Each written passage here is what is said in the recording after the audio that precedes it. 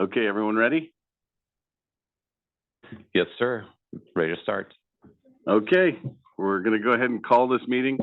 I don't have my handy stick that I usually slap around. Welcome to the October 19th board meeting of the Valley Air District. Welcome to our meeting of the San Joaquin Valley Air Pollution Control District Governing Board. We have board members participating in person at our offices in Fresno, Bakersfield, and Modesto. We will do our best to facilitate a smooth meeting with public participation in person and via Zoom. Before we begin, there are some important guidelines and general instructions for the meeting. Please silence your other communication devices, such as your cell phones, to avoid interruptions to the meeting. During the meeting, all public participants on Zoom will be placed on mute by the host. Public members will not be able to mute or unmute manually. For public participation on Zoom wishing to make a public comment, your audio will be unmuted by the host once you are recognized to make the comment during the public commenting periods. So let's do a roll call. Good morning, Mr. Bessinger. Mr. Couch. Yes, here. Ms. Escutia-Brayton. Here. Ms. Lewis. Here. Mr. McCauley. Here. Mr. Mendez. Here. Dr. Pacheco-Warner. Here. Mr. Pereira. Present. Mr. Preciado. Here. Mr. Reyna. Mr. Rickman. Here. Mr. Robinson. Here. Dr. Sheriff. Here. Ms. Shuklian. Mr. Chiesa. I am here. Thank you very much. Through the chair, we have a quorum. Okay, on to item 3, Pledge of Allegiance. I'm going to ask member Escutia-Brayton to lead us in the pledge. All rise, please. I pledge allegiance to the flag of the United States of America and to the republic for which it stands, one nation, under God, indivisible, with liberty and justice for all. Thank you very much. We're going to move on to the approval of the consent calendars, or items 16 through 26. Consent calendar items are routine in nature and are usually approved by a single vote. Prior to the action by the board, the public will be given an opportunity to comment on any consent item. So before, I'm going to ask the clerk to go ahead and lead that if there are any public comments. Thank you. Are there any public comments in Bakersfield on the consent calendar items? No members of the public in Bakersfield. Thank you. Are there any members of the public in Modesto that would like to comment on the consent calendar? No public comment in Modesto. Thank you. Are there any members of the public in Fresno that would like to comment on the consent calendar items? Seeing none, and there are no indication of online comments.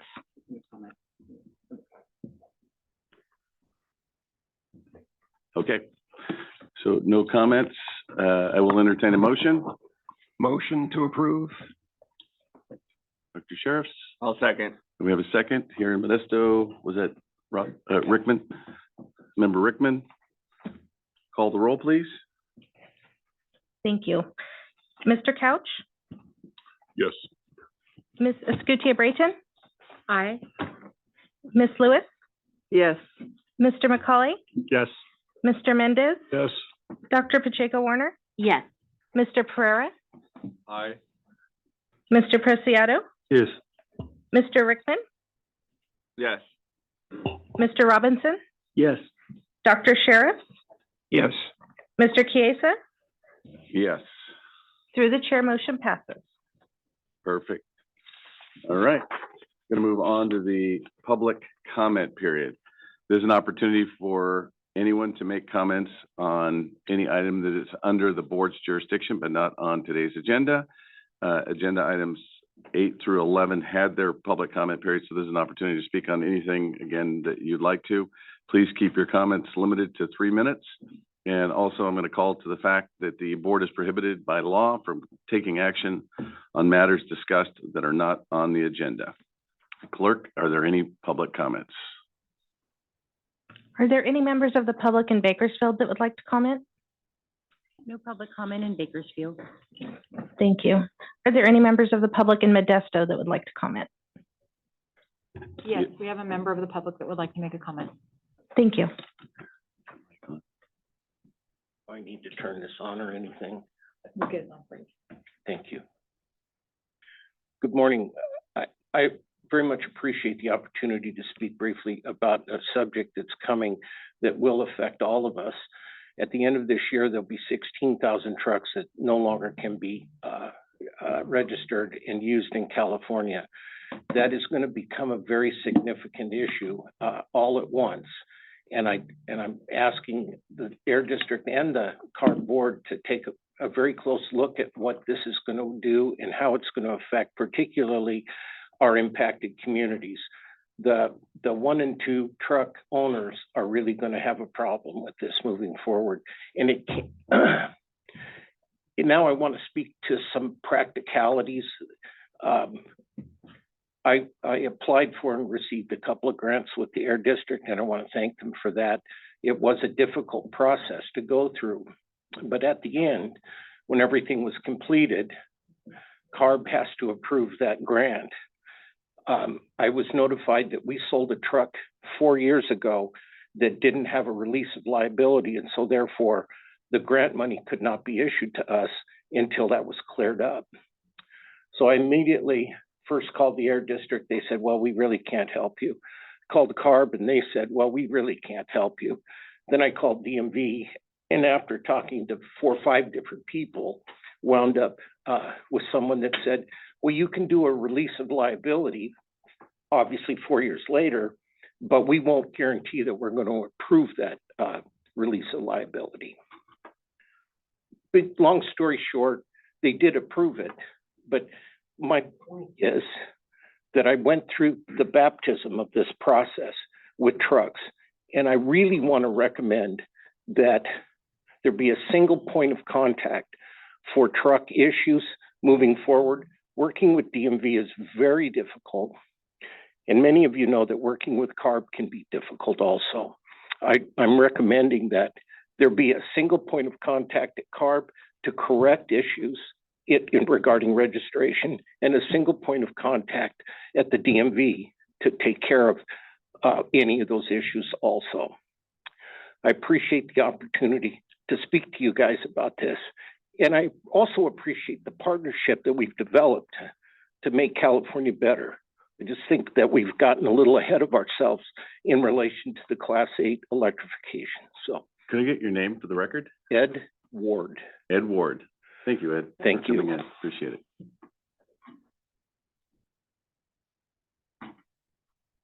That's all in Modesto. Thank you. Are there any members of the public in Fresno that would like to comment? Seeing none, I do have an online comment. Connie Young. Good morning. Can you hear me? We can hear you. Okay. Hi, I'm Connie Young, Fresno resident, retired registered nurse, and volunteer with Citizens Climate Lobby, also known as CCL. Today, I'll provide a quick roundup of federal and local climate news. At previous meetings, I have mentioned the Energy Innovation and Carbon Dividend Act. This legislation was recently reintroduced in Congress. It would levy a steadily rising fee on fossil fuels wherever they are extracted or imported. The collected revenue would be distributed evenly to U.S. households as a monthly carbon cashback or dividend.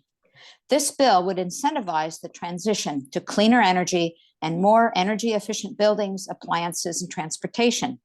Burning less fossil fuel will help clean our air and improve the health of Valley residents.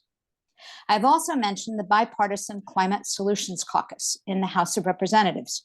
Members of this caucus agree that climate change is happening, human activity is causing it, and Congress needs to work together to address it. We are pleased that Representative David Valadao has joined this group.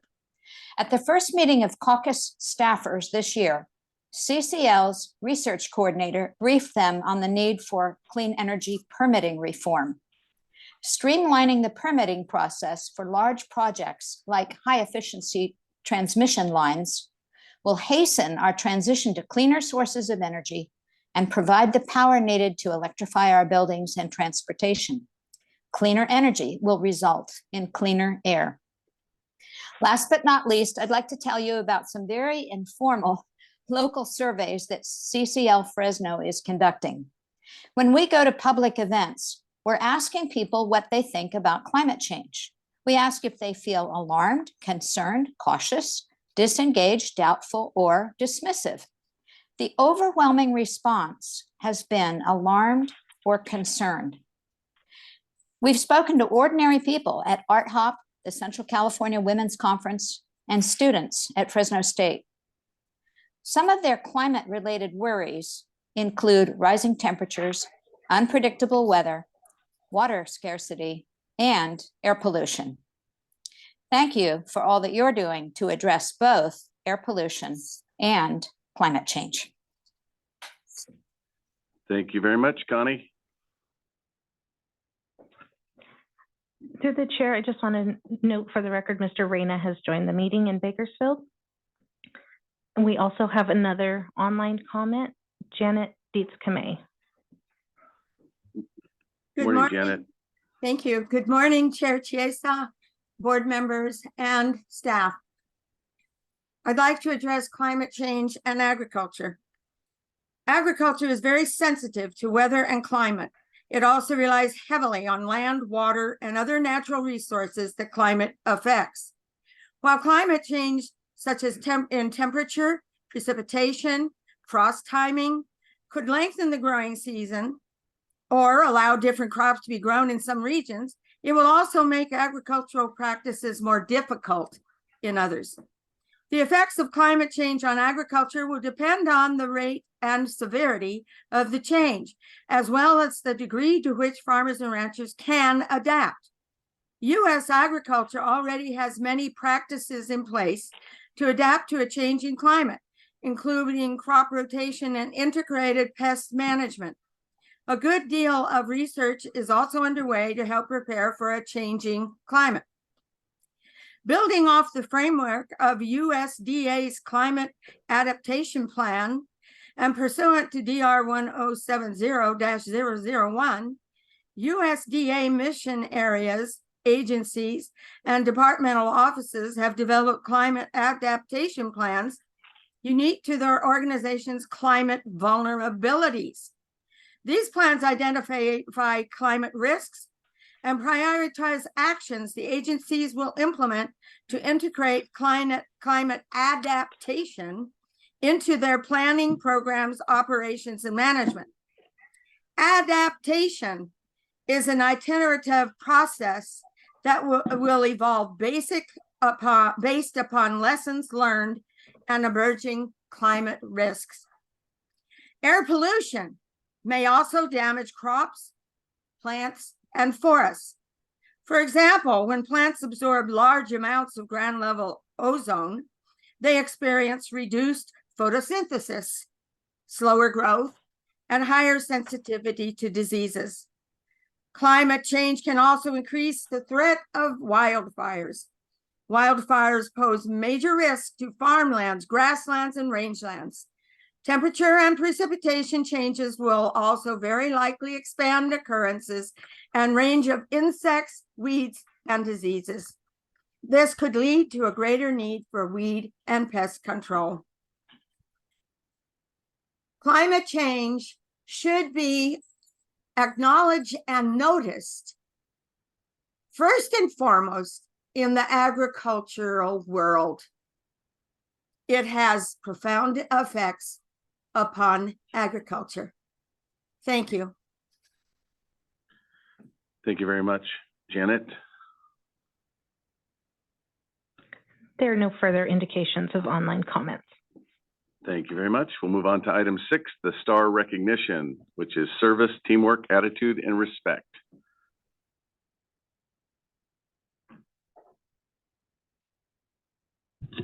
Good morning, everyone. How are you? We have a full house today, as you can see. Shanika Dixon, Director of Personnel. As you're aware, recognition of employees' contributions is a central component to the district STAR work culture. Today, we would like to formally recognize and show appreciation to those employees who have reached a service milestone in this third quarter of 2023. So we ask that if you are present, that you please stand and remain standing until all names have been read. We may have a few on Zoom, and I believe we have some in the regions as well. It's a big group today in all 3 regions. So thank you all for your commitment and service to the district over the years. We appreciate you. We appreciate your contributions. And I will start off in Modesto. Modesto, do we have any stars? We do. Shining stars. Yay. So we would like to recognize for 15 years of service, Michael Hamaguchi, Supervising Air Quality Inspector.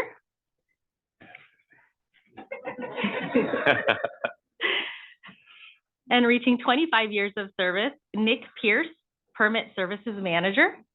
Wow.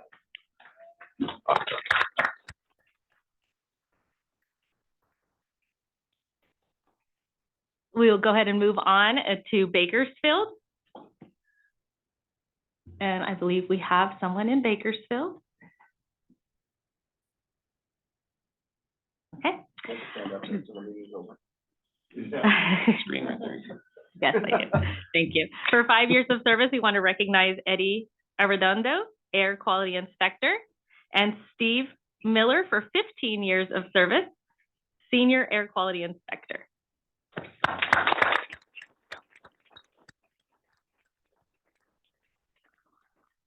And then now we will move on to the Central Region in Fresno. We have a number of employees who are going to be recognized today. 5 years of SOA of service, Foa Maga, Air Quality Assistant, Vishal Patel, Air Quality Inspector, Margarita Rodriguez, Air Quality Assistant, and for 10 years of service, Anton Simonov, Senior Web Specialist, Julie Ray, Personnel Administrator. Thank you for your 10 years of service. 15 years of service, Nai Se Lee, Senior Accountant. Jennifer Schmall, Air Quality Specialist. Leonard Contreras, Maintenance Worker.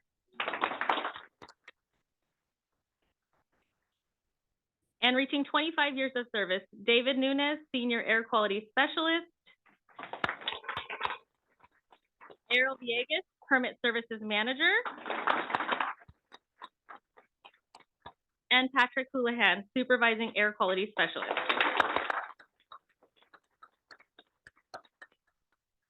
Congratulations to you all, and thank you for your service and contribution.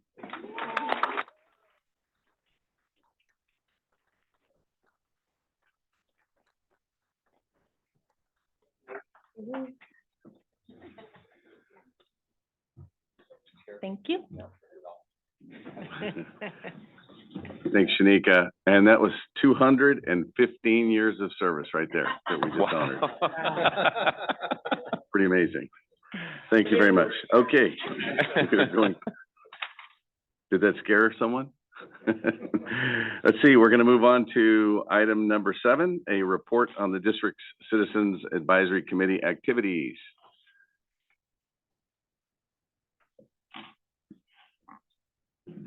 We have Mr. Cunha working his way to the podium. Mr. Chair.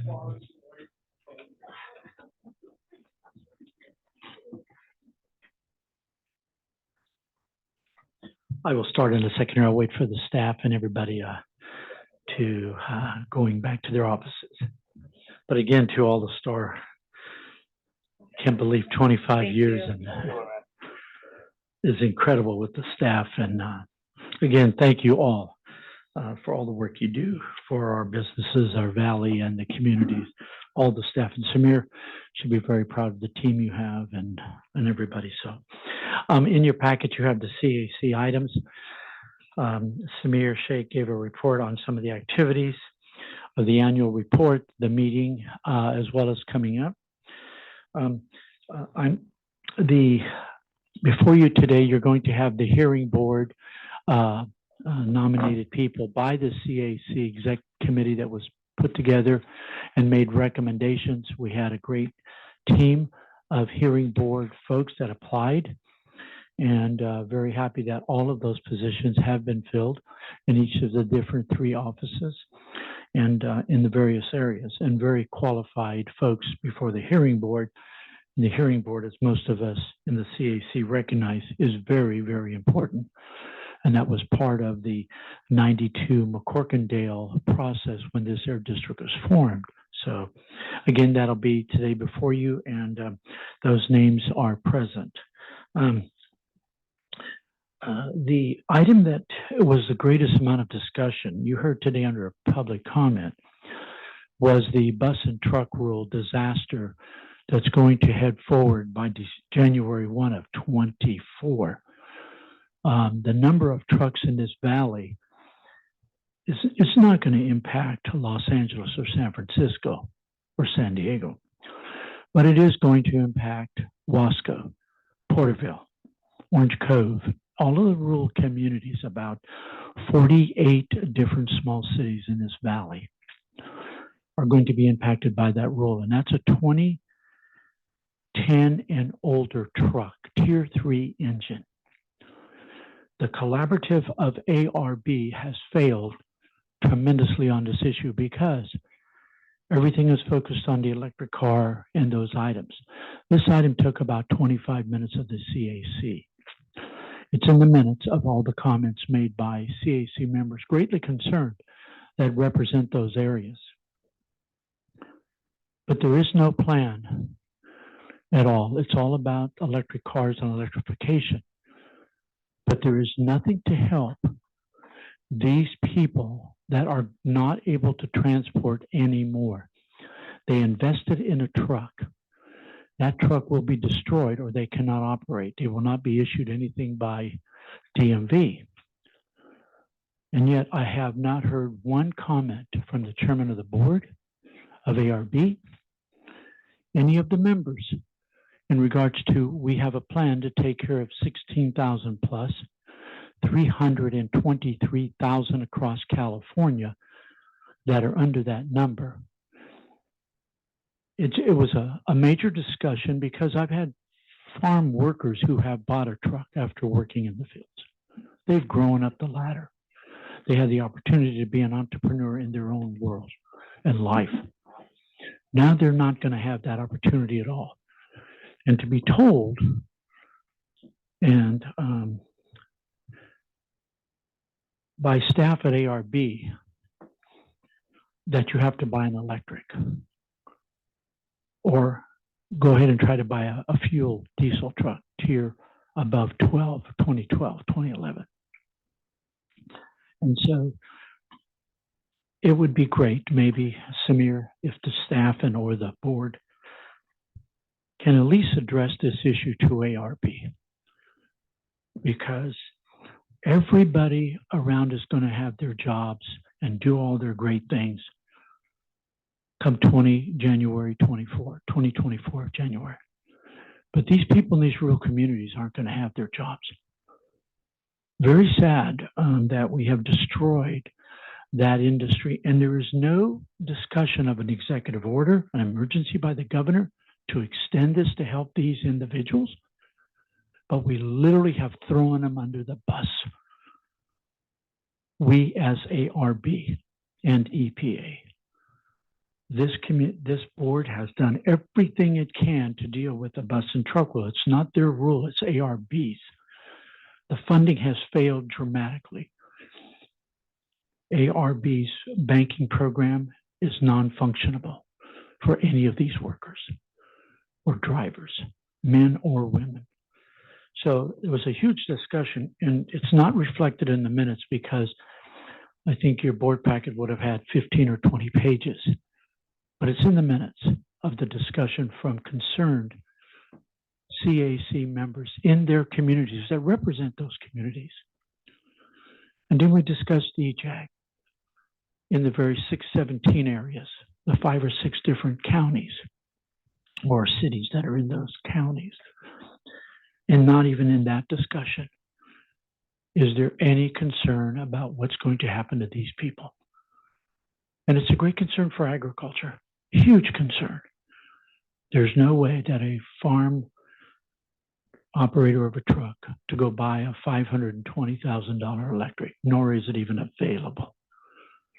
But to do that doesn't tell me that you really support the rural community activity of what those people are going to do now for their families, how to support their families. So now they have to go back to the fields. Nothing wrong with that. That's where you start. Start out at McDonald's and you move up to a restaurant manager. It's the same in the fields, but when you save 15 years and now you're throwing under the bus, not with rubber tires, but with ice tires with spikes coming from the state agency that should be in concern that the environmental justice community is seeming to dictate the process and not the concern about our rural communities, the lives that it's going to have, the health impact that it's going to have on these families because they don't have a job to pay for healthcare or food or utilities. But the only thing we worry about is putting that farm worker in an electric car. It ain't going to happen. It ain't going to happen. I'm sorry. So if the board believes that, and I know you as a board have done tremendous things over the past years to benefit our rural communities, but something has to be done on the record from this Valley Air District of what do we do? And there's no discussion to help these people at all. And yet that's what 617 is supposed to be doing. It's doing a small piece of it. So I apologize, Mr. Chairman, of the board for taking this time, but it was a long item in our agenda. Matter of fact, I think we went over the timeline required, which is 12 o'clock really. Again, thank you. But I think the important part also is that the hearing board, you have a great team before the hearing board today that you will approve for those nominations. So again, I want to thank the staff for doing everything to help us with the hearing board, putting together the calls, the meetings. So thank you very much. Thank you. Emmanuel, thank you very much for your comments and a very important issue. And I agree with those comments. I don't see any board comments, so we'll move on to item number 8, which is authorize the incentive program for non-combustion alternatives to open burning of raisin trays.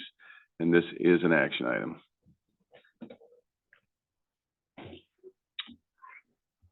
All right. Chair, members of the board, good morning. My name is Aaron Tarango. I'm a program manager in the district's grants and incentives department. Next slide here. There we go. All right. The Valley is the only region in California and the nation with ag burning phase out requirements. Through the implementation of state law under SB 705, the district with CARB concurrence has adopted prohibitions that have significantly reduced open burning. Along with the prohibitions, the district has supported new efforts to demonstrate new alternatives to reduce open burning. The final phase out strategy was adopted in 2021, which established a final phase out of open burning by the end of 2024. And this graphic on here kind of is a phase out by crop, essentially crop and acres that we've shown, I think, many times here, I think, before. We can go into that, but it's there, it's kind of small, but it's just a phase out by crop type there. Okay, next slide for you here. Since the adoption of the final phase out strategy, the Valley has seen a tremendous reduction in open burning through adoptions of new practices. With the phase out and the adoption of new practices, the Valley is on track to achieve a 90% reduction in burning by the end of 2023. As you can see from this table on this slide, as ag burning has decreased, the amount of woody waste processed through the district's Ag Burn Alternatives Grant Program has increased. You can see it kind of goes down, and the process through our program has increased tremendously. All right. The practice of burning raisin trays has decreased over the last decade as growers transition newer acreage to more sustainable harvesting alternatives. At its historical peak, approximately 200,000 acres per year of raisin trays are burned. In recent years, that total has been reduced to below 10,000 acres per year.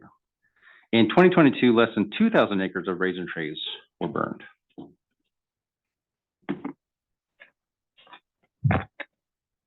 Here's the recommendations. To assist raisin growers facing the impending phase-out deadline, the board approved a pilot program in 2022 to support their transition to non-burning alternatives such as recycling or waste disposal. Below is a proposed program to be available to growers for the 2023 season ahead of the raisin tray burning phase-out deadline of January 1st of 2024. First, 50% of the funds will be reserved for small growers.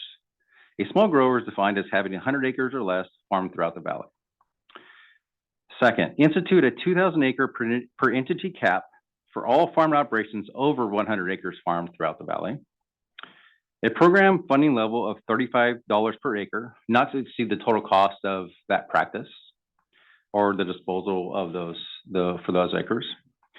Administer the program on a first come, first served basis through an easy access rebate process. And then last but not least, authorize a total program allocation of $75,000 for fiscal year 23-24, which includes the fiscal year 22-23 allocation of $40,000. That is the last slide I had for you there. Able to answer any questions for you that may come up. Are there any questions of Aaron? Supervisor McCauley? Thank you, Chair. Yeah, just only question I have is in regards to the rollover, I guess, the 40,000. So the funds were not expended last year, or? A small amount were expended, but we're basically rolling them over, yes, to Okay. this year to extend it a little, make it a little bigger. Were we able to identify any issues as to getting the money out the door, and have we resolved that, or what was the complication with getting the money expended? I think it was primarily a timing issue. Okay. You know, we were able to get that program up and running kind of late in the season. Samir, APCO. Hi, Samir. Introduce myself here real quick. Yeah, so we had several applications come in last year. We are making some changes to the program also this season to allow a little bit of a larger grower to participate while still retaining the 50% minimum. And I think that this year, one of the unique things that's also going on is the air quality. So last year there were some late season kind of air quality impacts that were going on. So the burn window itself, you know, was a bit more limited this year.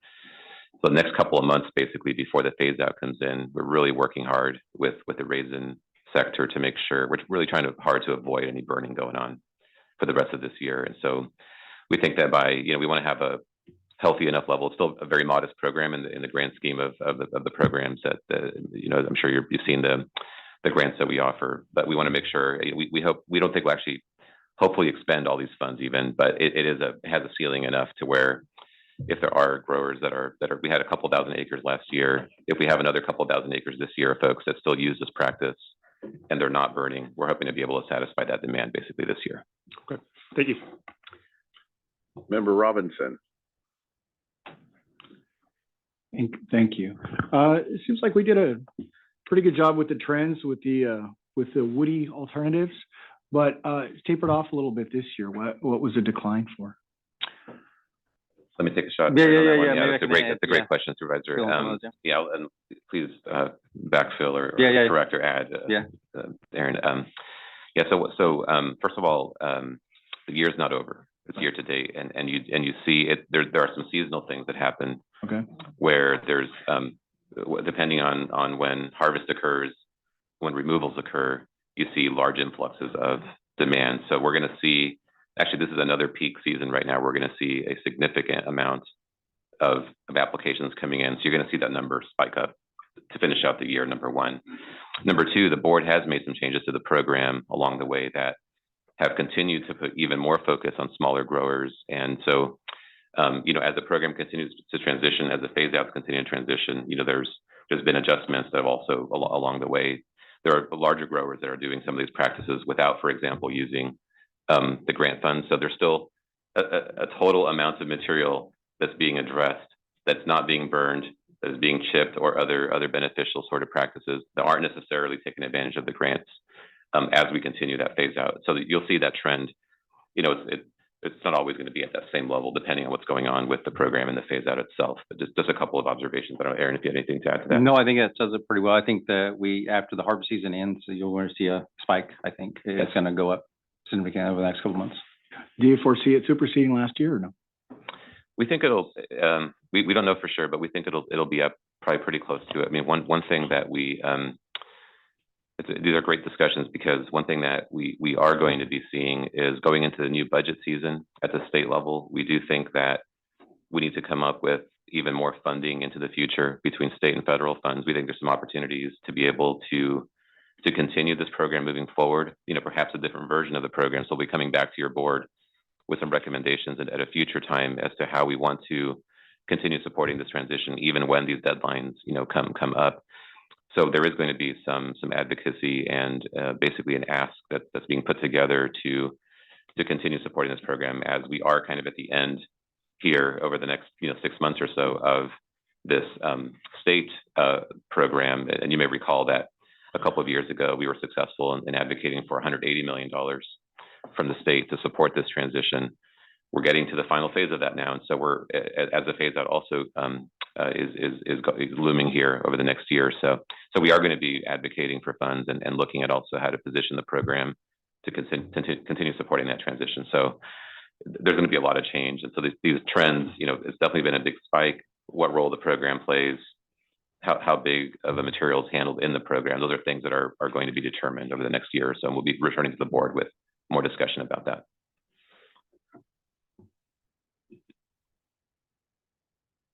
Okay, Mayor Preciado. Yes, thank you, Mr. Chair. The question that I have is the alternatives, recycling against waste to the landfill. What are the challenges to recycle 100% of those trays? Thank you. I think the challenge is just simply getting them there, whether they hire a third party to get them there, we've seen, or they self-haul them. Bundle them up, get them there. The disposal is not an issue, they'll take them, as we found. Just a lot of times there's a lot.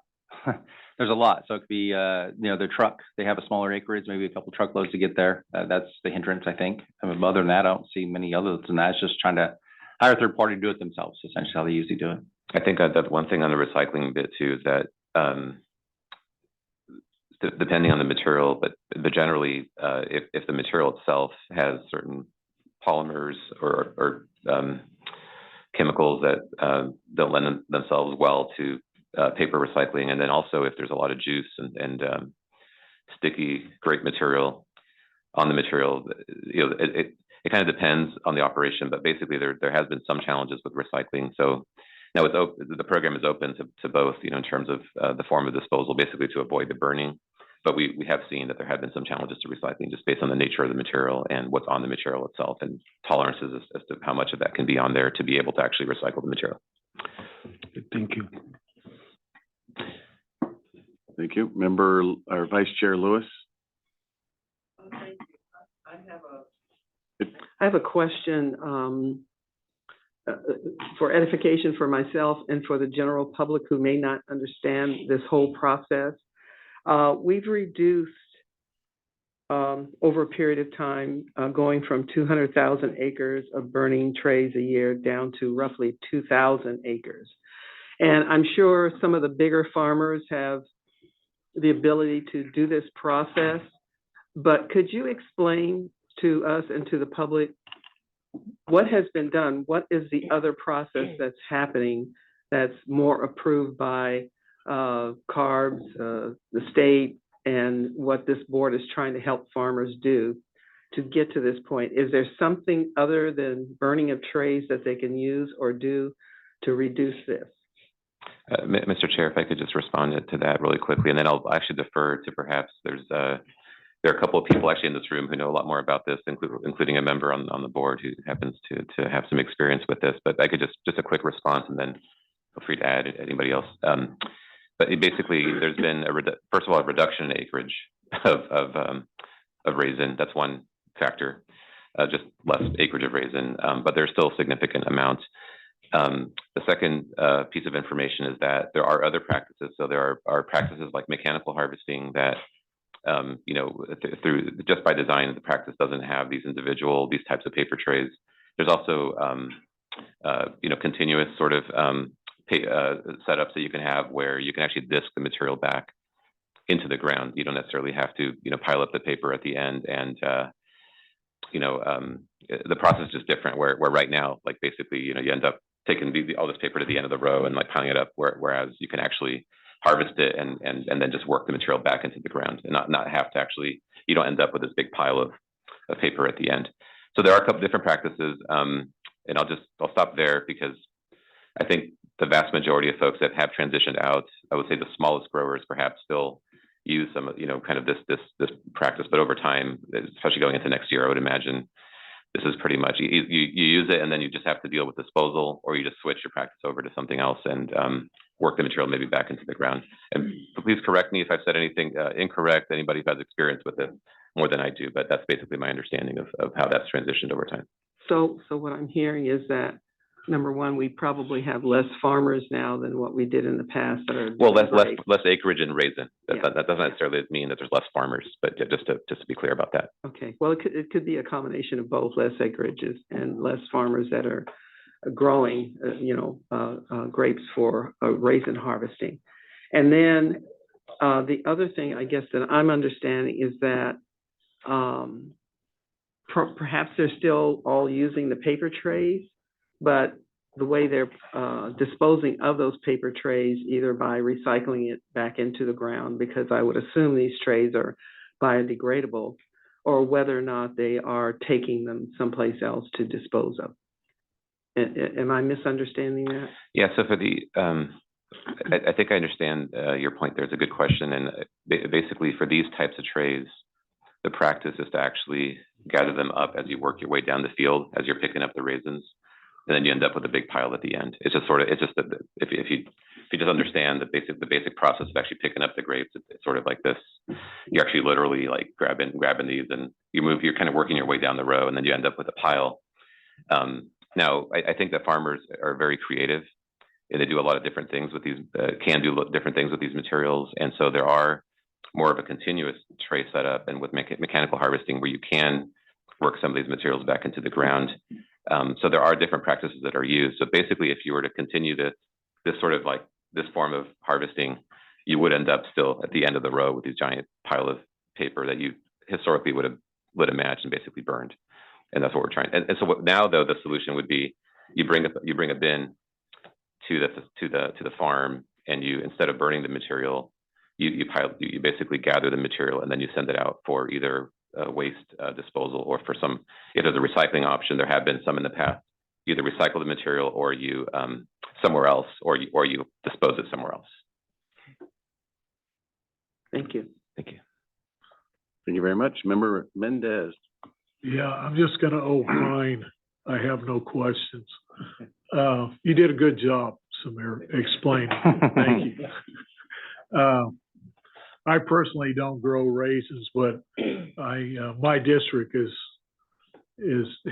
places like Crothers, Greater Selma area that have a lot of raisins still today. But this industry's been in deep trouble, financial, for years. It's kind of similar to our chairman's situation with walnuts and almonds. So, but this is worse. And you're very right about you gather them up on the end of the rows, and then you pick the piles up. But let's not fool ourselves. A lot of this stuff ends up in the landfill because it can't be recycled. And there's a lot less acreage because that type of raisin is being taken out. And large growers, because it's very expensive to do, have gone to dry on the vine. That's a very expensive process to set up, very expensive. And we're basically losing the days when people would have 20 or 40 acres of raisins and they would have a job outside off the farm too. So we've kind of lost that. But there's a lot of labor in picking these, papers up, stacking them, and getting them to either a bin that you have. So I think this is a great program. It's kind of like everything else. A lot of this stuff comes to a head at the end of the season, and that's probably why you haven't. You will be getting a lot of requests for this in the coming days. You probably have gotten a bunch here in the last few days. I'm looking at you. Oh, wait a Way minute. behind me. There's been inquiries, a lot of inquiries about it, yes, yeah. So Yeah. they're kind of, we're holding back the gate a little bit right now, but I think we'll, Right. once we, yeah. So we, after today, we yeah. need to try to do the best job we can to inform the public, the small farmers that, we've got this program. So like I said, I'm just opining. Thank you very much. I see no other board comments, so we're going to go to the public for public comment. Thank you. Are there any public comments in Bakersfield? No public comment in Bakersfield. Thank you. Are there any members of the public in Modesto that would like to comment? There is no public comment in Modesto. Thank you. Are there any members of the public in Fresno that would like to comment? We have one comment coming up to the podium. Manuel Cunha, Nisei Farmers League. Samir, you're going to leave this job and you're going to become a raisin grower. Psychologically, I don't know what that will do to you and your family, but you did a very good job. I thought for a minute, my God, this guy's a raisin grower. But again, Buddy, Supervisor, all the board members and Sherman. First thing is we thank you again for trying to help our farmers, especially with this burn situation, and the state took all the money, no money this year at all. We asked for some and we got nothing. And yet we kind of went with the faith of that 180 million as to start this thing, and then they just pull away. So incentives are good, but unless you fight every year, you really can hurt businesses, and especially in this case, farmers. I'll make it fast on this item because we have several types of harvesting of raisins, and Councilwoman, yes, you're right. What are those differences? And in 1992, we had 240,000 acres of raisin going on in 5 counties, from Madera, Fresno, Tulare, Kings, and part of Kern, piece of Kern. And today we went from that time in year to a major portion of the vines are today grown. The raisins are harvested mechanically on the vine. To install that type of production is about 15 to 20,000 an acre to put that type of structure in. The current Thompson Vineyard, the raisin of the world, the discussion, there's about 27,000, 23,000 acres actually left. The hand 36-inch, 32-inch paper tray that you saw in the picture, that long row, individual trays, that is decreasing dramatically because of the cost of labor, but the production to get any money for raisins, Supervisor said, is a disaster for that farmer to get a return. And every year, regulations, wages go up. We've eliminated any 18-year-old and under to go work in the fields. That's all gone, even to go work at a McDonald's or anything. It's just disappearing in this state. So, number one, we appreciate the efforts. All of you realize how bulky a raisin bundle is. And Samir, you're right, at the end of the row. Now you're going to go put this into an 8-foot by 20-foot by 7-foot container. So you have to jump up on that container and mash those papers down. You have to. If you just threw it in there, 8 or 9 rolls or a row, it's full. It ain't going to be cost effective to anybody. So it takes a little work, okay? But again, the incentive you're doing is very supportive and appreciated.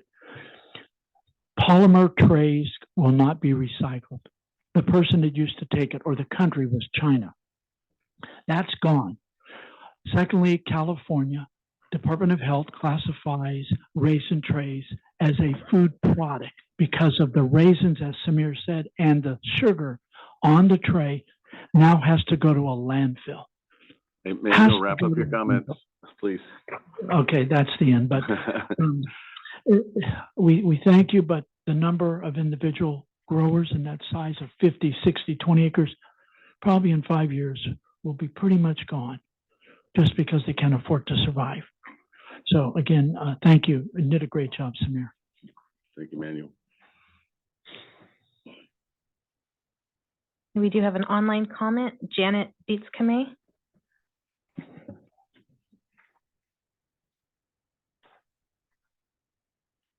Welcome back. Janet?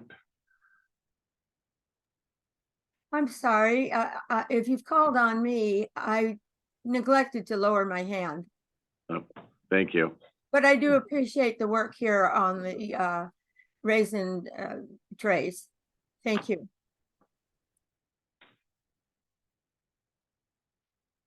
Thank you. No further indication of online comments.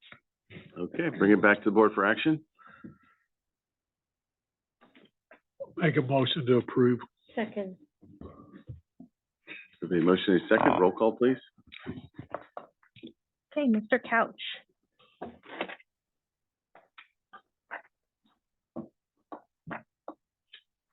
Roll call for Mr. Couch. Yes, Bakersfield. Thank you. Ms. Escutia-Brayton? Aye. Ms. Lewis? Yes. Mr. McCauley? Yes. Mr. Mendez? Yes. Dr. Pacheco Warner? Yes. Mr. Pereira? I vote aye. Mr. Preciado? Yes. Mr. Reyna? Aye. Mr. Rickman? Yes. Mr. Robinson? Yes. Dr. Sheriff? Yes. Mr. Chiesa? Yes. Through the chair, motion passes. Thank you very much. Thank you, Aaron. On to item number 9, approve zero emission heavy duty truck demonstration project with OK Produce. Todd. Good morning, Mr. Chair, members of the board. Todd DeYoung, your Director of Grants and Incentives. So I'll jump right into it. As you have undoubtedly heard, mobile sources contribute over 85% of the Valley's NOx emissions, which are key precursors to ozone and PM 2.5, and a majority of the air toxic impacts in Valley communities. This is particularly true in areas located near major roadways throughout the Valley.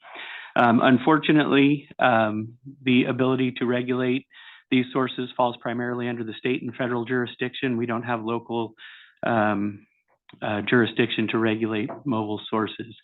So as a complementary strategy to the district's ongoing stringent stationary source control program, your board has placed a particularly high priority on demonstrating and deploying new and innovative zero and near zero emission mobile source technology. Towards that end, the district consistently pursues funding from the state and federal level to demonstrate and deploy innovative zero and near zero emission technology throughout the San Joaquin Valley. The particular solicitation that is the subject of this presentation today is called the Zero Emission Truck and Infrastructure Program. It was funded with a combination of CARB funding and CEC funding. And again, is aimed at supporting the large-scale deployments of on-road zero-emission Class 8 drayage and regional haul trucks, as well as the necessary infrastructure to support those vehicle operations. The projects are intended to reduce criteria pollutants, toxic air contaminants, as well as greenhouse gas reductions in and around those freight facilities and ports.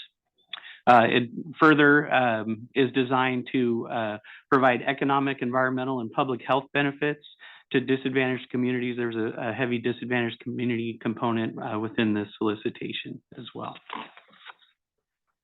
So just a very brief background on this particular solicitation. We've actually been involved in this since 2021. In February of 21, we submitted 2 proposals to this solicitation for this jointly funded from CARB and CEC solicitation. We submitted 2 proposals. The first was to deploy 50 battery electric Class 8 Tesla semi-trucks, as well as the supporting infrastructure at the Pepsi Beverages Company facility. The second project was to deploy 50 zero-emission battery electric Volvo trucks and supported infrastructure at the Albertsons location in Tracy, California. In January of 2022, we were informed that both of our proposals were selected for full funding for about $36.5 million in total. In February 2022, we actually brought these projects to your board for approval. And at the time, your board approved the recommendations to accept and appropriate the funding from both CARB and CEC, and then to administer both of those projects as they were presented. So to date, the district has been able to execute agreements with the Pepsi Beverages Company. We're fully on board. That project is underway and moving forward. Trucks have been ordered. The installation of the infrastructure is ongoing. So that project is well underway. Unfortunately, in late 2022, we were notified that Albertsons was declining to move forward with their project. There were changes within the Albertsons organization, changes in ownership, and they decided to put a pause on this activity for the time being, and so they declined to move forward. We didn't want to lose this money. We wanted to make sure that this valuable funding stayed in the Valley. And so Samir did a fantastic job in lobbying both the CEC and CARB to keep this money here. They could have gone to the next project in line, and this money could have been lost to the district, but we were able to secure this funding and make sure it stayed here in the Valley. The technology providers in this project work hard over the next several months with the district and with the two funding agencies to make sure that we could find a new project partner to participate in this project. OK Produce was identified as a potential partner for a variety of reasons.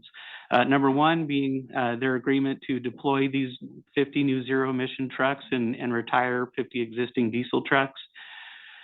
They have a current electric truck demonstration project, so they're familiar with the technology, and they're interested in expanding that demonstration within their facility. Very, very important. They're located in the South Central Fresno AB 617 community. So, and one of the main priorities of that community was to deploy these zero emission trucks and reduce heavy duty truck emissions within their community. So this fits in perfectly with that as well. They have routes that serve the entire San Joaquin Valley and beyond. They touch all parts of the district in terms of you know, they do local delivery within the communities. They also do regional delivery. So they're up and down 99, up and down 41 throughout the district. And then they have, which was a very important aspect, is this, they have the available necessary electrical power. As you heard and has been discussed by this board, and it continues to be an issue, is electrical power to support the infrastructure. They are perfectly positioned. They have the available electric infrastructure necessary to support the charging infrastructure for this project. So just a little bit of background on OK Produce. Some of you may be much more familiar with them than I am, but they are a family-owned delivery company, ag-based delivery company that's been based in Fresno since the 1950s. They're committed to environmental sustainability and reducing their carbon footprint. They've installed a 3-megawatt solar charging system, energy-efficient refrigeration systems, a water reclamation system, and they've deployed a wide variety of zero and near zero emission hybrid light duty vehicles in their operation. They've got public chargers for their employees, so they're really excuse me, committed to that environmental sustainability. Again, this project will deploy 50 zero emission battery electric Volvo VNR trucks, as well as the fast charging infrastructure at their location in South Central Fresno. And again, the goals are to reduce those criteria pollutants, get a better understanding of deploying a large number of vehicles into a fleet. There are certain dynamics that have to be considered when you're deploying a large number of electric vehicles. You have to make obviously changes to your operation, and they're willing to do that. And another goal of this project is really to support the manufacturers in realizing economies of scale. Yes, these trucks are more expensive than a traditional truck, but we feel that if we can get to that economies of scale, we're going to see that truck price come down. So that's one of the other goals of this project. The full project deployment, if approved, is expected to be complete by 2025. And upon full deployment, more than 50% of their truck fleet, OK Produce's truck fleet, will be at the zero emission level. So this is a snapshot of the budget and where all the funding is coming for this project. CARB is going to contribute over $13 million on the vehicle side. CEC's contribution is primarily on the infrastructure side. OK Produce is actually providing about $15.4 million in both cash and in kind. So they've got significant skin in the game in this project. The district contribution is about $13.4 million, and that comes from currently available funding through our traditional grant programs, our truck replacement program, as well as our clean vehicle fueling infrastructure program. So those are currently available district-wide to anybody who applies. We've got the list of project partners on the right. I won't go through everybody, but that includes the technology providers, the folks providing the infrastructure. We've got reporting and data collection and data management. We've got the truck vendor, as well as the community support groups, as well as economic development as well as part of this project. So with that, your recommendations are before you, and it's basically to approve the project and allow the executive director to enter into any necessary agreements to conduct this project. And with that, I would be happy to answer any questions. Thank you, Todd. And these is really exciting times, and it's nice that we found a partner. I appreciate everyone's quick pivot on this because we never want to lose any money. Questions from Member Robinson. How long do the batteries hold a charge? How's the torque? And how long is the fast charging situation? So I believe the range on these things is about 300 miles. And it's plus or minus depending on the conditions. Fast charging, I believe they can get up to an 80% charge in under an hour. I'm sorry, what was the third part of your question? I think I'm missing something. Sorry. How's the torque? My understanding is the torque is either comparable or exceeds that of a conventional diesel truck. I can confirm that as a driver of a vehicle at the event down at Fresno. They have plenty of torque for sure. Dr. Pacheco Warner. Yeah, you skipped me. Probably doesn't want to hear from me. Oh, you're right. I'm sorry. Supervisor Mendez. I'm sorry. Yeah, I thought it was the second. You didn't want to hear from me. Now they've kind of set the stage because then they put a large solar array on their plant. Correct. So they were really set up to do this. So this is like a perfect fit. Exactly. And most of these vehicles are fine as long as they don't have to go over the grapevine or anything like that. They're fine for local delivery. But I just wanted to, state that, I think they've done a lot of pre-deals that this made this a perfect fit. Definitely. Yeah, they're very well positioned for this project. Yeah. Thank you. Dr. Pacheco Warner. Thank you, Chair. Actually, I was actually going to mention the microgrid and that idea of, how we're, are we integrating that into part of a process of how we help people set them up for these types of projects, because we know the challenges and I know that it's not the solution, but I'm wondering what's going on in that arena. That's maybe I can take that.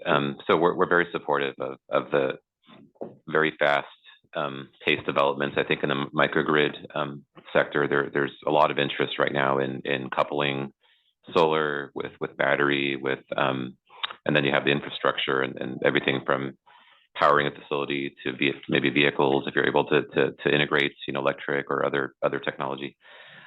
So it's a very exciting area. As projects get pulled together, we're definitely, even in the legislative platform side of things as well, we're being more deliberate about trying to highlight that there is a lot of potential with microgrids. There's some, it's kind of a win-win situation, on the part of the facility or the operator or a community even that, may be able to benefit, from the flexibility of having a microgrid. There's some benefits. I mean, the issue still is the cost. The cost is tremendous to establish microgrids just due to the high cost of battery and other related technology. But I think that's, as Todd was talking about, as those technologies become, maybe more the economies of scale and other factors start coming into play, perhaps, you'll start seeing that become a more cost-effective option. But I don't know, Todd, if you want to add to that. That is something definitely on our radar that we want to be, supportive of. It's just another piece of projects like these. So good to hear that you're being deliberate about that. Absolutely. I think that's a big piece of the puzzle here in the Valley. And I just wanted to personally thank OK Produce just for their vision and for their collaboration. And I think actually I just happened to drive by there last week, and it's just going to be amazing to drive there in a couple of years and see what this has turned into. So and thank you to staff and Samir for just making it happen. I think the fact that we're doing these demonstration projects here in the Valley goes to show that, we're the place for investment in this type of work. So thank you. Thank you. Vice Chair Lewis? Thank you. Nothing earth shaking. I know that Todd said that, these trucks are up and down 99 and 41, but I have seen them on 152 in Los Banos. Now, whether or not they're going over the Grapevine, I can't testify to that, but they have expanded if it's just been in this area to areas further into the Valley. So that's all I want to say. Thank you. Thank you. Dr. Sheriff?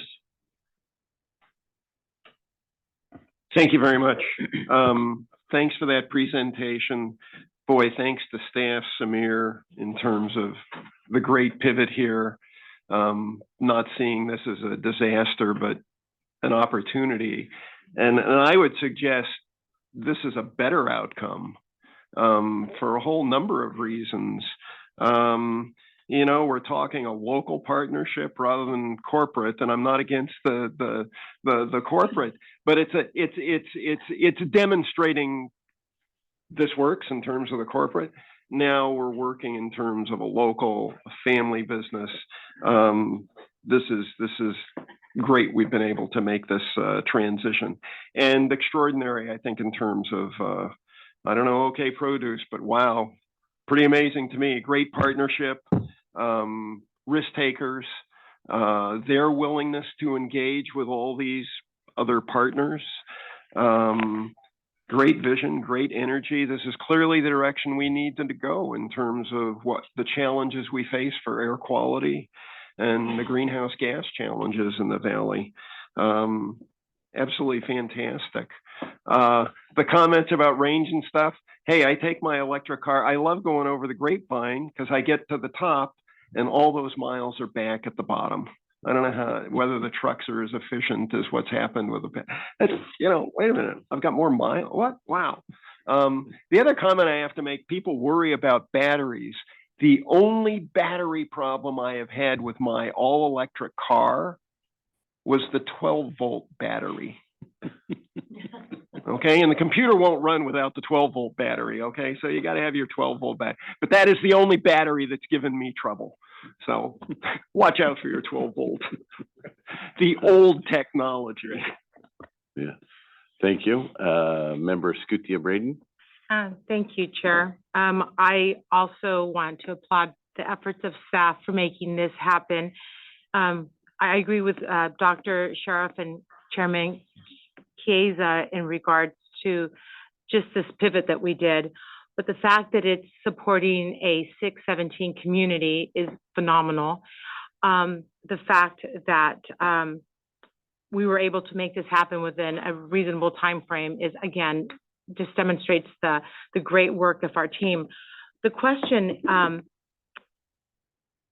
did this funding support, I know they came behind Albertsons, but were we given a time frame that we need to utilize this funding? And now with our new partner with OK Produce, are they under any type of time constraint, or will they be able to roll out this transition without any time crunch? That's a great question. Yeah.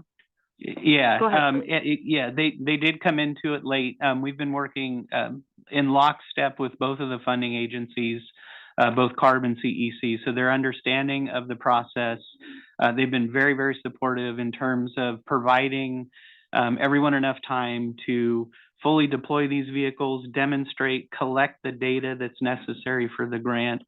we are under some pressure to get these trucks ordered and get them on the road.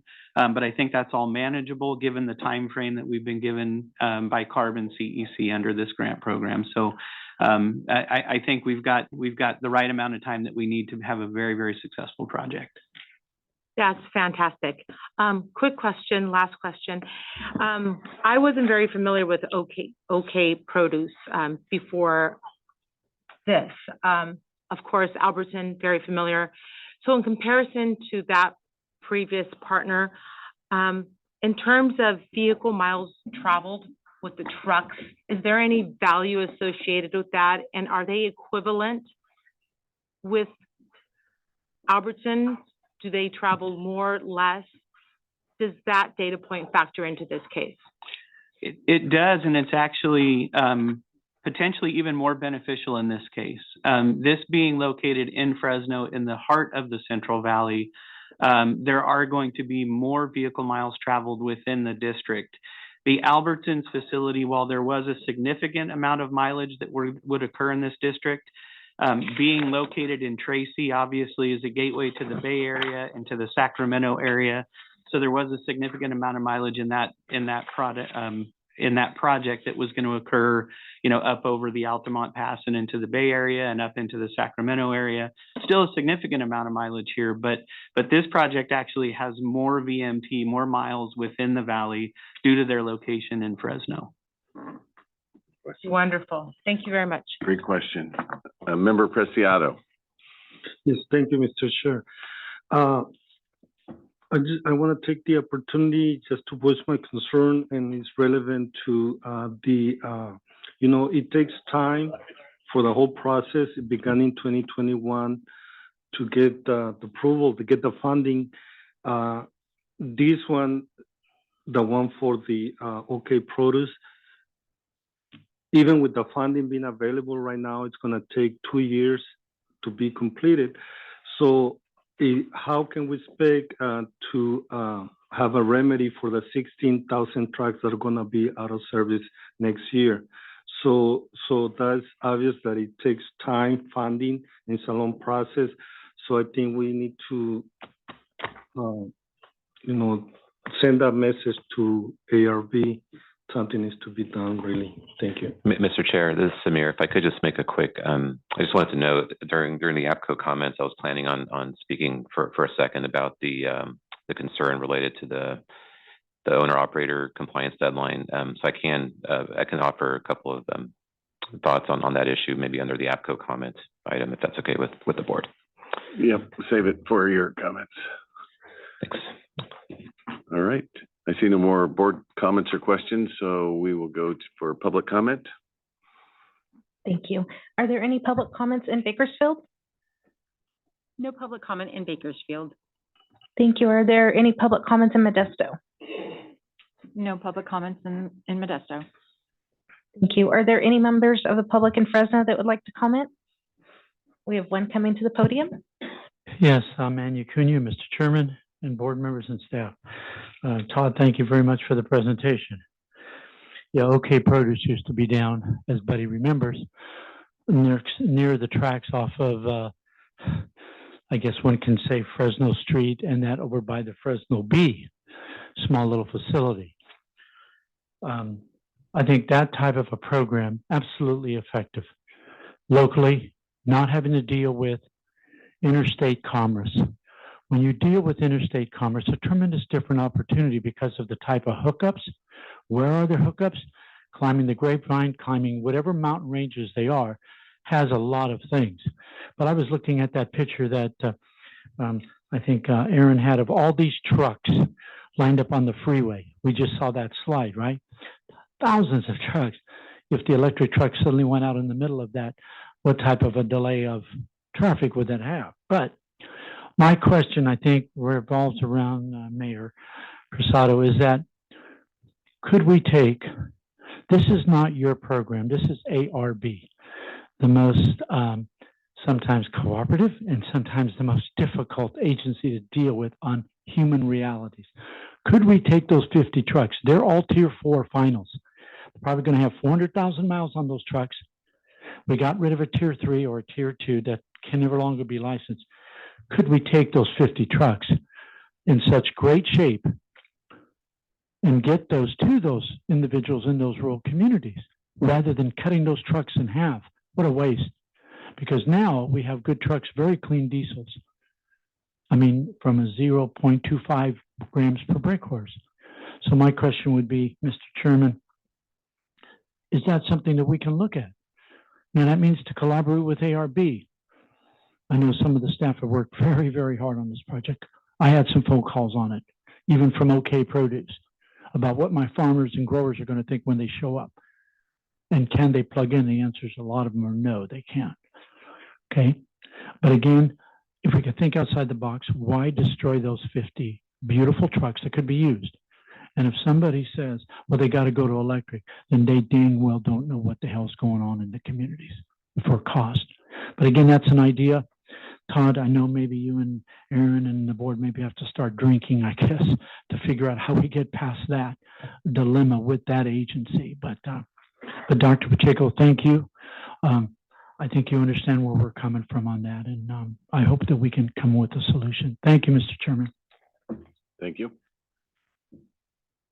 Are there any other members of the public in Fresno that would like to comment?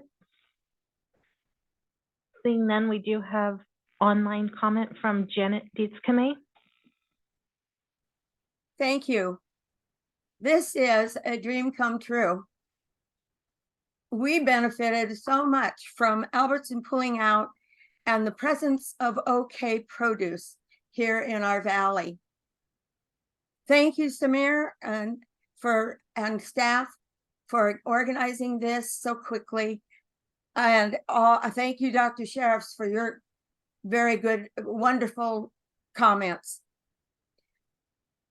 The highlight of this is the 617 community here is benefiting from the electrification at OK Produce. Incentive and innovation, that's what I see here. Thank heavens for OK Produce and for district actions here. Thank you very much. Thank you for your comments, Janet. Okay, we have one more comment online. Connie Young. Yeah, hi, this is Connie Young again. I just would like to congratulate Samir and your staff for orchestrating this really exciting project and collaboration. I've been aware of OK Produce and really proud of what they've been doing in our community. I knew about their solar panels, so this is really exciting to hear about what they're doing now. And I'm really glad to see them being rewarded for thinking and planning ahead and positioning themselves to be able to step up and participate in this way. So to me, this is a great example of what the green economy has to offer if we just seize these opportunities. So thanks to all who have made it possible. And I agree with Mr. Cunha. I too shudder at the idea of destroying perfectly good trucks. And I wonder if they can be converted to electric in some way. I've wondered the same thing about automobiles. I have a little car that I really hate to think of being crushed, but I don't want it driving around polluting the air either. So I think there's a business opportunity here for some mechanics to start converting all these vehicles to electric. Thank you. Thank you for your comments. There are no more online comments. Okay, bring it back to the board for action. Motion to approve? Second. Motion by Scudia Braden, second by Pereira. Call the roll. Mr. Couch, Yes. Ms. Escutia Brayton, Aye. Ms. Lewis, Yes. Mr. McCauley, Yes. Mr. Mendez, Yes. Dr. Pacheco Warder, Yes. Mr. Preciado, Yes. Mr. Reyna, Aye. Mr. Rickman, Yes. Mr. Robinson, Yes. Dr. Sheriff, Yes. Mr. Chiesa, Yes. Mr. Pereira. Aye. Through the chair, motion passes. Forgot you. That's it. And just so you know, buddy, the reason I skipped over you is you reminded me that I was a walnut grower. I was having a good day. So, we're gonna move on to item 10, adopt emissions inventory precursor demonstration with BACM analysis for the 2012 annual PM 2.5 standard. All right, thank you, Chair and members of the board. I'm John Claxton, Director of Air Quality Science and Planning. I'll go ahead and jump into this presentation and give you an overview of this action that we're proposing today. So as we all know, we have challenges here in the Valley for air quality. We have topography and meteorology that are working against us, goods movement corridors, which we had some discussion today about the truck movement, high population growth, pollution, transport, wildfires, drought, a lot of challenges we're facing. And because of that, we have to reduce our emissions even more than other areas of the region to meet the clean air targets that the EPA sets. And this action today is about PM 2.5, a planning element for PM 2.5. So a quick overview of what is PM 2.5. These are very small particles, 2.5 microns in diameter or smaller. You can see a comparison here against a human hair, so much smaller than the width of a human hair. These can be emitted directly or formed indirectly through chemical reactions in the atmosphere, and the composition is very complex for PM 2.5. And because these particles are so small, they can have a lot of effects on human health. These particles can get deep into the lungs, into the bloodstream, and cause a number of health issues, heart and lung disease. They can aggravate asthma for people who have asthma, respiratory symptoms, decreased lung function in children, heartbeat, irregular heartbeat and non-fatal heart attacks, respiratory issues, bronchitis, and lung cancer. So to address PM 2.5 in the Valley, your board has taken a number of actions over the years to create air quality plans, implement different strategies, and through these efforts, as the graph shows on the right-hand side, there's been an over 90% reduction in emissions from stationary sources and about a 75% reduction overall for NOx emissions throughout the Valley. CARB has also implemented a number of mobile source controls over time, and through what we've done and what CARB has done, this is the most difficult and most toughest emissions control program in the nation. And that's combined with our strong incentive program, where we have spent over $5.7 billion between public and private investment to get further emissions reductions. And because of all this work, we continue to make progress with air quality. But despite that progress, we still have to go further and get more emissions reductions to meet the latest EPA air quality standards. And just to show a reflection of what our efforts have done over time, this is a chart here showing the reduction in days where we're exceeding the 24-hour standard. So on the left-hand side, we're showing the year 2002, about 20 years ago. And you can see those darker colors, those red and orange colors, those are higher number of days where we exceeded the 24-hour standard, 50, 60 days throughout the year in some of these areas. Then fast forwarding 20 years to 2022, in a recent year, you see it's changed dramatically, where some areas are minimal days over the standard, and some of the green areas are maybe 10 to 20 days over the standard compared to 60 in the past. So a lot has changed here. And reducing these number of days where we're exceeding the 24-hour standard helps translate to a lower annual average for the year, which is what this action here before you is concerning. And looking again at this a little more closely during the winter season on this next slide here, this is showing the change in air quality during the winter season, which is when we tend to have our highest concentrations of PM 2.5. So again, on the left-hand side, about 20 years ago, you can see that first donut chart there, that 39%, that's the number of days we used to exceed the 24-hour standard during a winter season, and about 61% of the days met the standard. And you can progressively see as this goes over to the right in the more recent winter season, only 7% of our days across the counties exceeded the standard, and 93% were meeting that health standard. So a lot has changed here during the winter season as well, which goes towards our annual average calculation. So I'll take a minute here and give a little bit of background on the standard that this action is addressing. This is all regarding the 2012 PM 2.5 standard, which EPA established in early 2013. Initially, EPA designated the Valley as moderate non-attainment in the year 2015. We then submitted our 2016 PM 2.5 plan, which requested that we get reclassified to what's called serious non-attainment. In December 2021, EPA approved of that moderate plan and then reclassified us to to serious non-attainment, which then set up a planned deadline of December 31st, 2023, which we are working towards. Our 2018 PM 2.5 plan, which addressed a number of PM 2.5 standards that also addressed the 2012 standard, and we addressed that earlier than what was required according to the Clean Air Act. EPA did initially propose full approval of this plan back in December 2021. EPA then reversed that decision and proposed disapproval in October 2022, and then in response to that, CARB withdrew the plan with our concurrence in October 2022.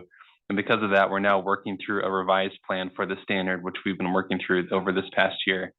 This revised plan will rely upon the work done in the 2018 plan and also make necessary revisions to meet latest guidance and feedback from EPA and meet all of the Clean Air Act requirements.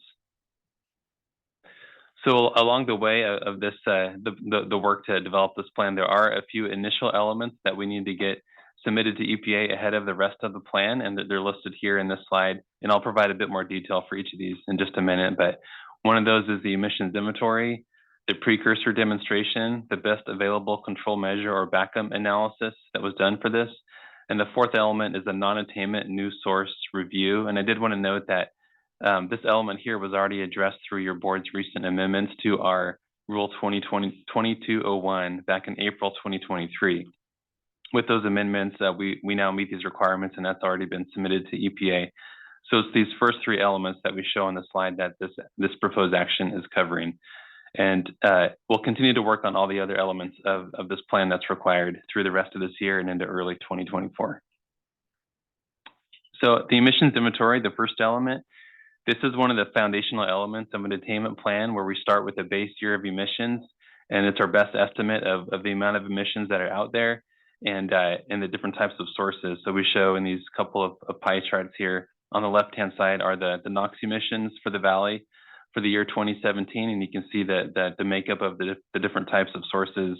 You'll note that about 85% of NOx in the valley is from mobile sources, and about 15% is from stationary and area sources. On the right is the direct PM 2.5 emissions inventory, and about 12% comes from stationary sources, and the balance comes from mobile sources and area sources. We do also include in our emissions inventory an estimate of not just PM 2.5 and NOx, but also SOx, VOC, and ammonia emissions. And a lot of different sources go into the formation of the emissions inventory that we show here on the slide. There are point sources like refineries, manufacturing, food processing, chemical production, area sources, which could be like consumer products, agriculture, residential wood burning, and then mobile sources like cars and trucks and trains that all go into the inventory, which all get summed together into the planning inventory that's used for an attainment plan. The second element that's required, one of these initial elements, is the precursor demonstration. So this is focused on the 5 precursors for the formation of PM 2.5 as defined in the Federal Register. This is directly emitted PM 2.5, NOx, ammonia, SOx, and VOC. And the Clean Air Act requires that you put together an analysis of controls of how you're going to reduce these emissions, all 5 of these, unless you can do an analysis that shows that some of these do not contribute significantly to the formation of PM 2.5 that could lead to an exceedance of the standard. So this is an analysis that we always do with CARB for each PM 2.5 plan. That was done again for this plan. And through that analysis, it was shown that only NOx and PM 2.5 were the significant precursors, and therefore those are the 2 that should be focused on for the control measure analysis, which is the next piece of this proposal here today. And that's the best available control measure analysis, or the backup analysis. And this is to make sure that all of our rules and regulations are meeting this level of control. And we have to show that we're meeting this by the year 2025. If you have a rule that isn't meeting this level of control, you have to make amendments by 2025. But through our analysis, we're able to show that all of our rules do meet a backup level of control. This also includes a look at what's technologically and economically feasible through this analysis. The image on the right there just shows all the different elements that we look at in this, looking at our current rule requirements, comparing against state and federal rules and regulations, looking at analogous rules in other parts of the region, different local districts, looking at technology, feasibility, and then we come up with their findings. And this isn't just an analysis that we did here at the district with our local rules. CARB also did this with their mobile source measures, ensuring that their rules meet BACM. Then also the Clean Air Act requires that metropolitan planning organizations also look at their transportation control measures to make sure that they meet BACM. And through our analysis, the three of us, we all concluded that our current measures that we have in place meet this BACM requirement. And I won't read through all the details of these slides here, but this just gives you a picture of all the different NOx and PM2 and particulate matter rules that we looked at here, that we have here at the district, concluding that we do meet the BACM requirements. So the analysis here, this was all done through a public process, this initial SIP requirements package. We had multiple opportunities for comment and suggestions throughout the path of this. We've had 3 public workshops so far this year on this plan, which included discussion of these elements, March, May, and September of this year.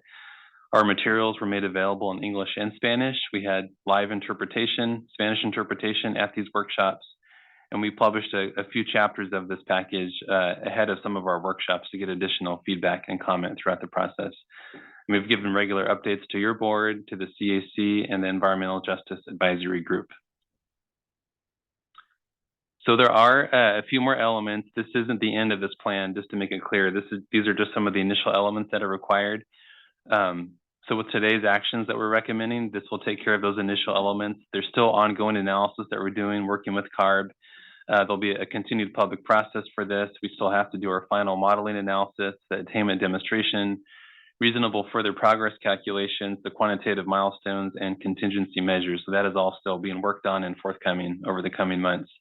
We'll keep keeping your board up to date, and the CAC and EJAG as we keep working on this. And we'll keep working with CARB to identify additional emission reduction opportunities within our respective jurisdictions. As we keep working on this, we'll come back with some concepts of that. And then eventually the rest of the plan will be brought before your board late this year or early next year with the rest of the required elements.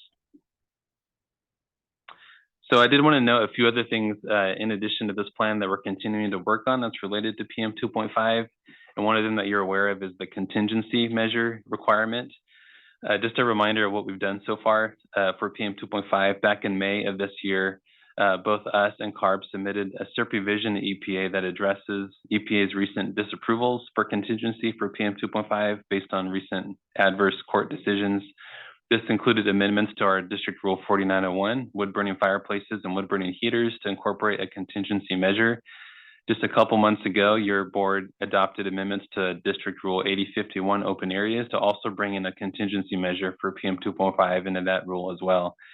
Around the same time, EPA also published their contingency measure federal implementation plan the same month, and this is very consistent with what the district and CARB are submitting to EPA already.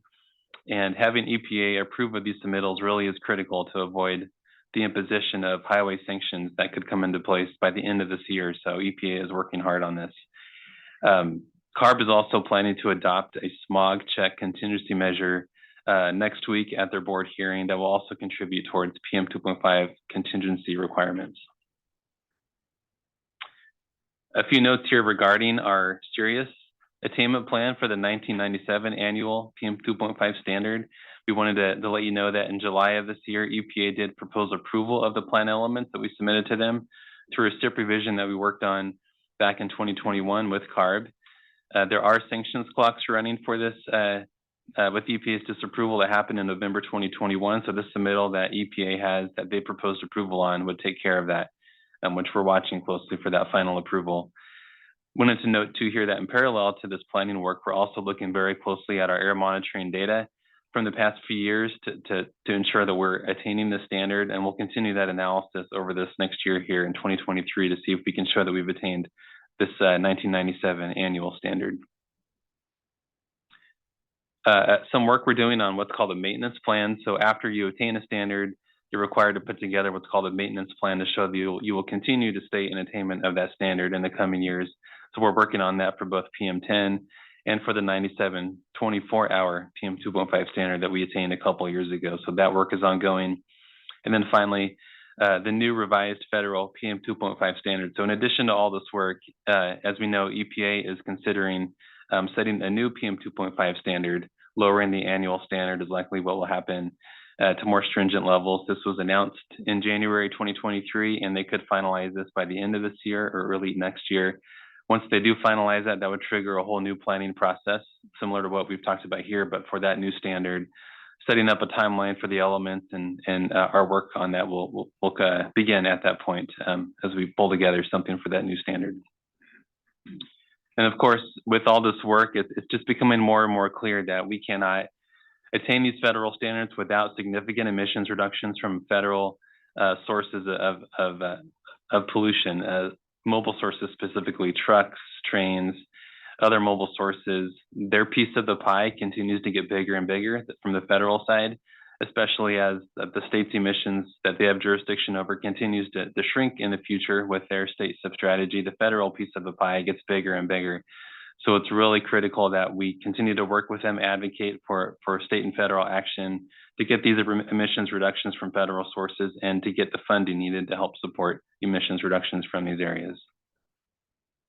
So with that, the recommendations that we have for you are to adopt the initial SIP requirements for the 2012 annual PM 2.5 standard, authorize the chair to sign the attached resolution, and direct staff to forward the package to CARB for approval and submittal to EPA.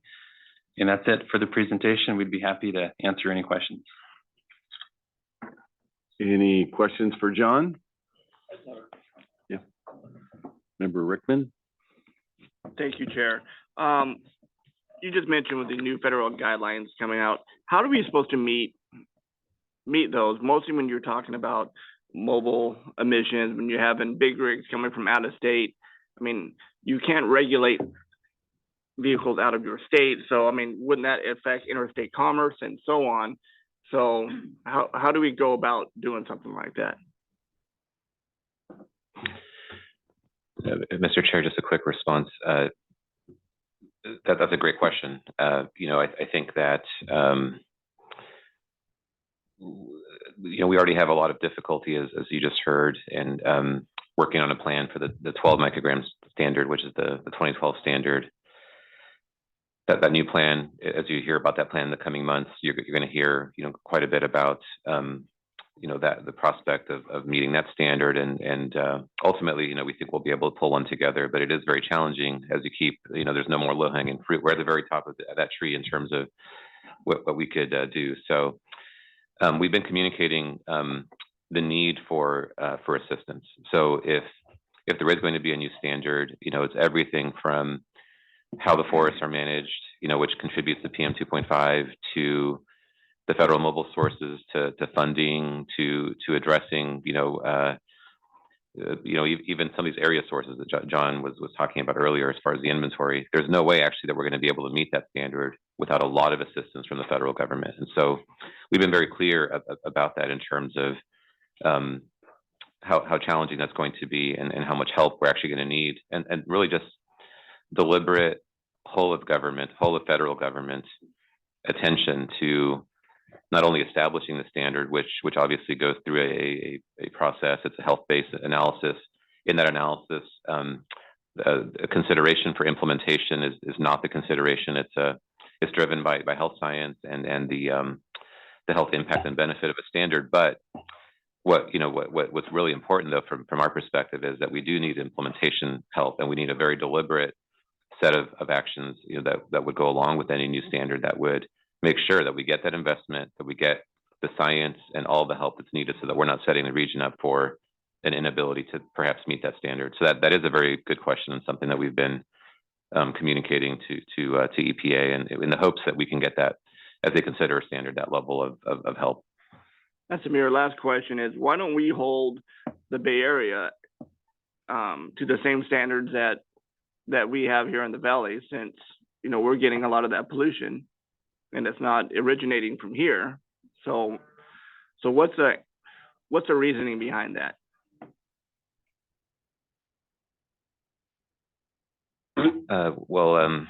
That's a great question again. Thank you for that question. It's kind of a complex question, because the Bay Area, we have held them accountable in the past at times when we've seen, for example, a disparity between what they're doing, what we're doing. So just to go back a few years, there was they have to do now the same. At one point, they weren't doing the same smog requirements, for example, that the valley was doing, and so there was a big discussion around that, and they ultimately are and have to do that. And so there is an ongoing kind of conversation about that, making sure that they are doing what they need to do as related to the impact of the valley. I think that's an ongoing discussion. I think it's, you know, you're talking about stationary sources, you're talking about mobile sources, right? Different jurisdictions. For mobile sources in the Bay Area, it's the same, you know, you're talking about the state and the federal government. You're not talking about the local Bay Area authorities, right? So you got it's a very complex set of circumstances. I do think that as we get into the challenges of the new standards, whether it's ozone or PM 2.5, it's becoming even more critical now to understand what is coming into the valley, you know, whether it's transport from a neighboring region, transport from even across the Pacific, you know, changing climate condition. I mean, there's a variety of things that influence our ability to meet these different standards. And I think what you're asking, if I may kind of go there here, is that, you know, we continue to really look at not only what are we doing at the local level, but how do we make sure everybody's doing their part to help the region meet the standards? Oh, absolutely. I mean, a lot of our, like you said, a lot of our pollution, you know, comes with the wind. I mean, it just seems it's almost having an unfair burden put on the valley when it's not all ours. So that's it. So thank you, Samir. Thank you, Dr. Sheriff. Thank you. Thank you for that presentation. Absolutely agree how important standards are in terms of federal mobile source reductions, and the work we need to do to help the federal government come up with appropriate standards to help with our air quality issues. Looking back at the emissions inventory, a question I have is about off-road contributions, because although those are not number one, in fact, they are important contributors. In terms of direct PM 2.5, the off-road mobile is a bigger contributor than on-road mobile. And that's a testament to how clean things have gotten on road. But the off-road mobile PM 2.5 important to NOx, off-road mobile 38% compared to the on-road mobile 47%. And I'm wondering what can we do, or what are the leverage points in terms of the off-road mobile challenges? I'll just offer just a quick response, but I don't know if Dr. Pacheco-Warner perhaps wants to add anything to it, not to put her on the spot, just give you my take on that. I think for off-road equipment, first of all, you're talking about a pretty broad range of equipment. It's going to be everything from various types of construction, you know, whether it's like road projects or other you know, development and things like that. So all those categories of off-road equipment. You've got agricultural equipment as part of that as well. So there's a variety of different measures that are, you know, in place depending on the type of equipment. There are different things that are part of the mobile source control strategy that's adopted by CARB. The technology is different when when you have very portable equipment, and so they're on a different path than perhaps, you know, some of the on-road equipment. Electrification, for example, is a lot more difficult in an off-road sector. Although there are developments, and you know, you're seeing movement, and you know, like forklifts are an example of where you're seeing, you know, quite a bit of movement on technology. So there are some inherent difficulties to that equipment, but there are measures that are basically in place. There's aggressive transitions going on in different fleets. For example, ag equipment fleet, you know, thousands and thousands of tractors have been replaced and will continue to be replaced in the coming years. Off-road equipment is subject to there's a state measure for off-road equipment. But again, it's just not, they're different. And then locomotives are another category that I wanted to mention, that you're talking about decades of life, many decades of life on locomotives. And we are looking, and we're in conversations with CARB about how do we actually work to try to bring about more rapid replacement of locomotives, because they do become, over time, kind of an outsized portion of the total emissions in the valley. So there there are efforts on every front, but there's also some unique characteristics in terms of technology and the various measures that the state and well, mainly the state, very little on the part by way of the federal government on those sources. And I'm sorry, just a follow-up. I hadn't thought of locomotives as being off-road, but of course they're they're not on the highways. Thinking about NOx, rough percentages of that off-road mobile? How much is construction? How much is ag? How much is locomotives? How much is other stuff? Ballpark. I'm going to let John Klassen answer that question. I can't give you an exact number, but I'd say, locomotives, like Samir is saying, are so old and the engines can be so dirty. They're a pretty big percentage. I'd say of that 38% of NOx, it could be anywhere from like 15 to 20% locomotive. Then you can have construction, another big piece, agriculture. I couldn't give you the exact breakdown, but it's a big piece, locomotive emissions. Yeah, so the item does have a detailed, I think, appendix to it. It's posted, right. But we're happy to get that information to you also. Yeah,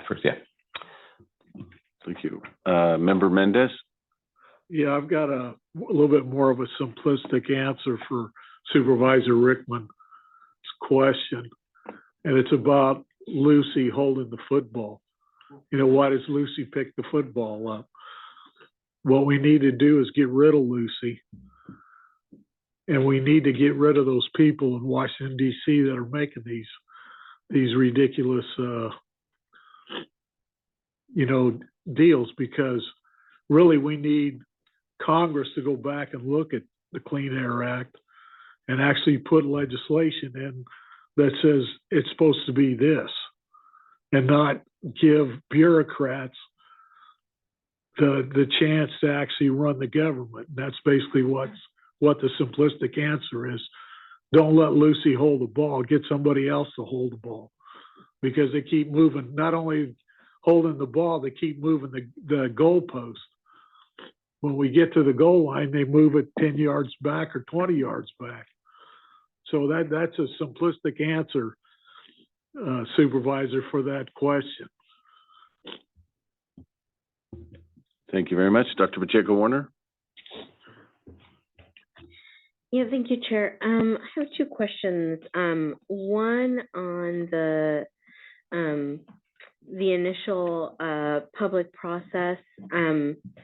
You talked about the robust public process with comments and suggestions, and I was just wondering if you could tell us a little bit about what were some of those comments and suggestions, and how are they reflected in what we see here today?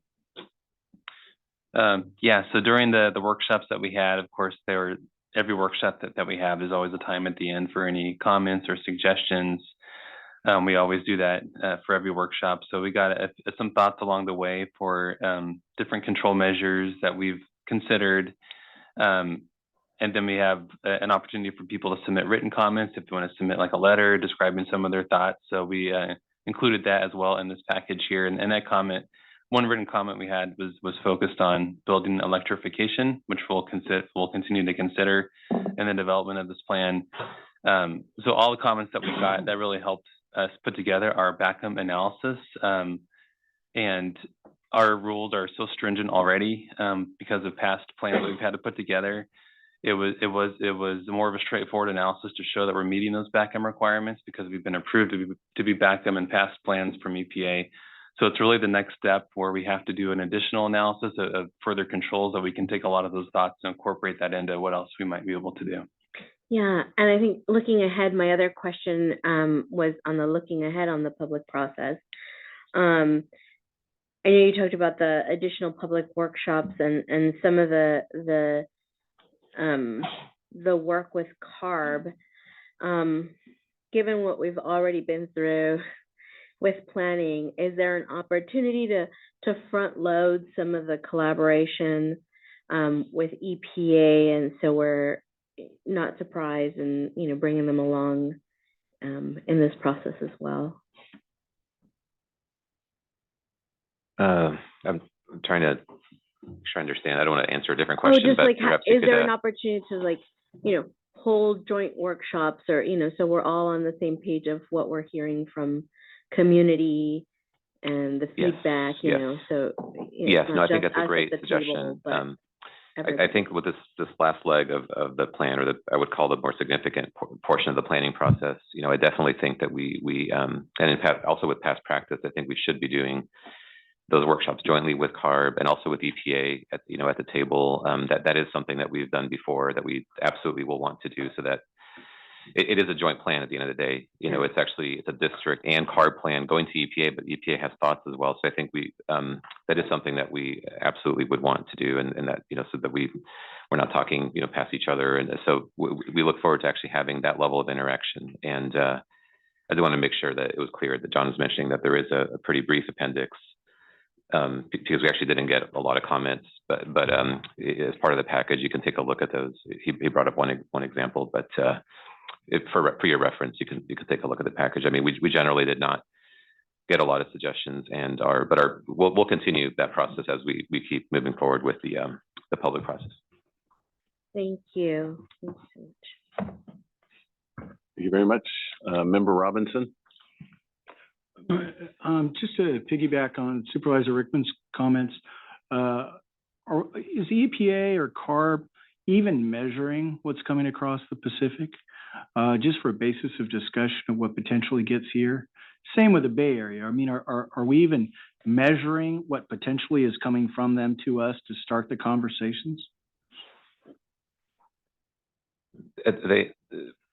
I think the general answer would be yes, to a certain extent, because I think there's always more opportunity for that. But just on both points, I wanted to just note that there's a growing body of research on what's called transboundary pollution. And what we mean by that is coming internationally from maybe East Asia, and it's not just California. There's actually other states on the western side of the United States that are really, along with the EPA and states are looking at these issues. And so there's more work, you know, every year on that, and it's complicated, but there's a growing body of research on that, and that's something that we're definitely taking a look at. When it comes to within California, you know, there's quite a bit of air monitoring that goes on, not only in the Valley, but also within the Bay Area. So you can look at that data. There's what's called emissions inventories. You just heard about that for this plan, but there's emissions inventories for the Bay Area, just like there is for the San Joaquin Valley.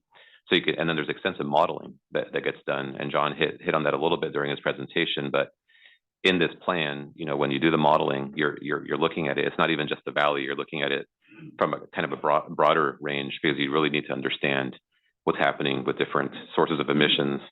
And so there is through that work, you start getting a real sense of some of these different things, what's contributing more or less. And so that work, you know, and that work is actually ongoing right now, and we'll have more answers as the plan moves forward. So we're going to be taking a look at these issues for sure. Now, do you have the exact data for every that you know, that is an ongoing, I think, and growing kind of area over time as more work continues to be done. But there is enough information to get hopefully a pretty good sense, especially in the context of a new standard. You know, you're really operating on the margins even already, you know, in terms of background levels. And so I think it's going to be critically important to look at all of these different sources, so that we actually get to where we need to get to. Because if you don't understand where things are coming from, you can develop plans. I mean, you really have to, and the board's always been, one of our guiding principles is basing all of our strategies and plans and rules and measures on sound science, right? So you really need to understand how everything's related to be able to then apply something that's effective in getting to the objective. And so that's a long way of saying that there is a lot of data on this, but there needs to be more over time as well. And that's why we're supporting ongoing efforts to look at all of these different areas of research and doing a lot of air monitoring. And lastly, how much does EPA consider these points? I'm sorry, can you repeat that question? So lastly, how much does EPA consider those points? I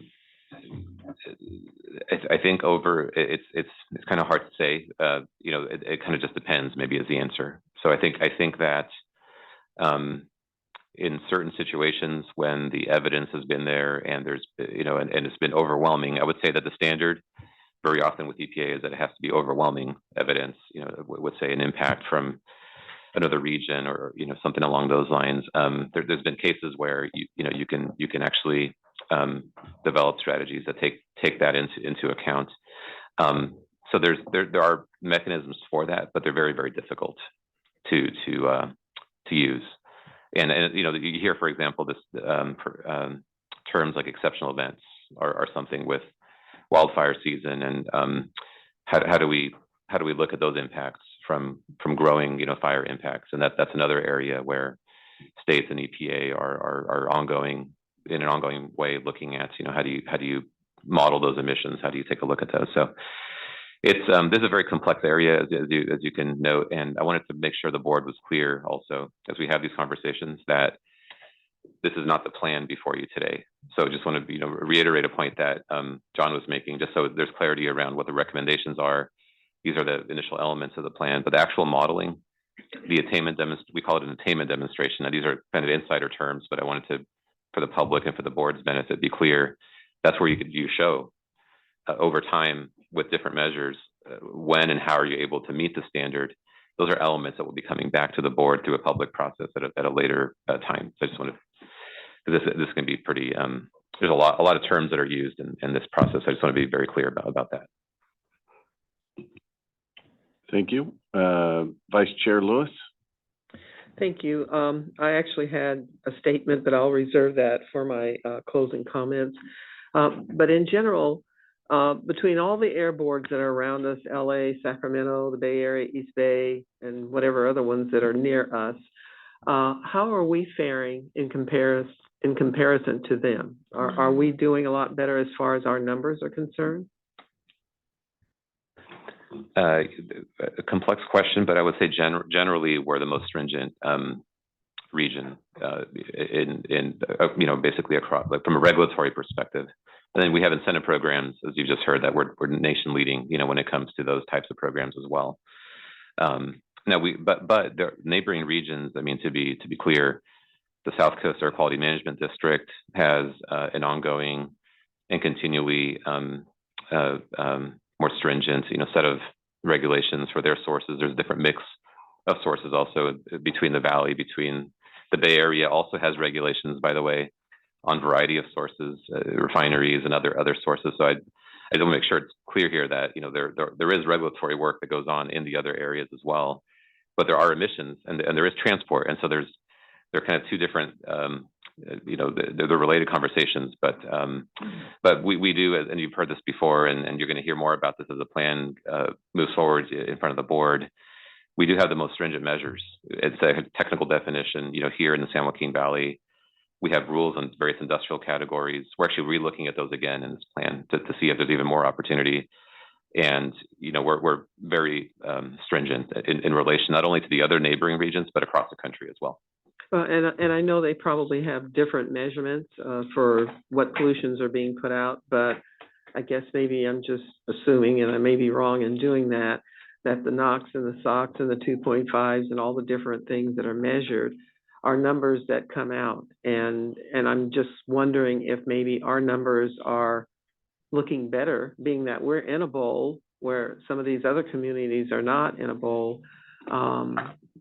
You know, that we're faring out pretty well over other districts. Yeah, just one last bit, Mr. Chair. I know we're just, if I could, one last point, very brief, is that our challenges are mainly geographical and meteorological, and there's no doubt about that we just have some really unique conditions here that make the challenge even harder than other areas. And so on a per square mile basis, whether you're looking at a rule to rule or whether you're looking at how much emissions are actually being generated locally relative to different factors, we actually are in comparison to other areas are more stringent and are on a per whatever basis are doing, you know. But the issue though is that every bit of pollution here is that much more important, just because of, you know, we tend to have very stagnant periods in the winter and in the summertime. And that's only been fueled even more now by other issues like wildfires. And so the challenge is that much harder because we just don't get those conditions that other areas do. And so I just wanted to note that, I know we talk about this pretty often, but just to remind the board and the public about those unique conditions that actually make it that much harder to continue reducing those concentrations. Thank you. Thank you very much. I see no more comments from the board. Do we have any public comment? Thank you. Do we have any public comments in Bakersfield? No public comment in Bakersfield. Thank you. Are there any public comments in Modesto? No public comment in Modesto. Thank you. Are there any members of the public in Fresno that would like to comment? We have one coming to the podium. Hello, my name is, my name is Brandon Craighead. I'm with Penny Newman Grain. I wanted to make you aware that there is locomotive regulation coming down the pipeline from CARB. The issue with that is that locomotives, they cost about 3 times as much, and you need about 2 to 3 times as many locomotives to operate. And then there's the issue with out-of-state locomotives coming into California, and they're trying to work on that as well. I don't think that it's necessarily feasible to still have them operate across the country. There's also regulation about off-road equipment such as loaders, skid steers, tractors, things of that nature. And then Supervisor, you had a question about the PM 2.5 coming over from the west across the Pacific. The EPA came out, I think it was around 2017, so it's a little bit outdated. Most times the amount of smog in the valley and LA, that's carryover from China and Asia is about 25 to 33%, sometimes more, sometimes less, but it is a good amount. And if you want to talk about holding Congress accountable, I think we need to have them hold China accountable, because right now China they've still been increasing their emissions. They had a small drop in 2014, but since then they have drastically increased it. They're continuing to build coal plants. And I think that's going to be an issue as well for us with all the carryover coming over. Thank you, Brandon.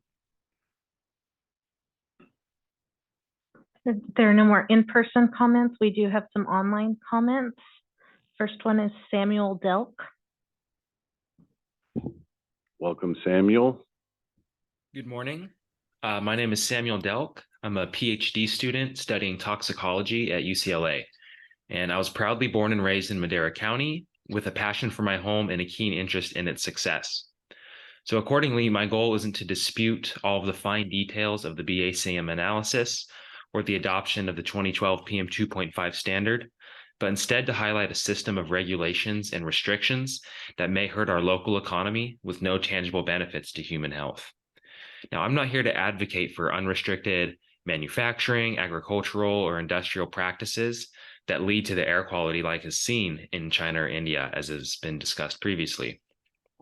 I also certainly don't want PM 2.5s out of control, but constantly proposing new policy and more stringent regulations is leading to a set of these never-ending regulations that American businesses and our local agricultural practices will never be able to keep up with.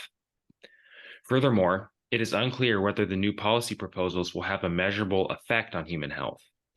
But further CARB regulatory action could have major impacts on our agricultural and transportation industries here in the San Joaquin Valley.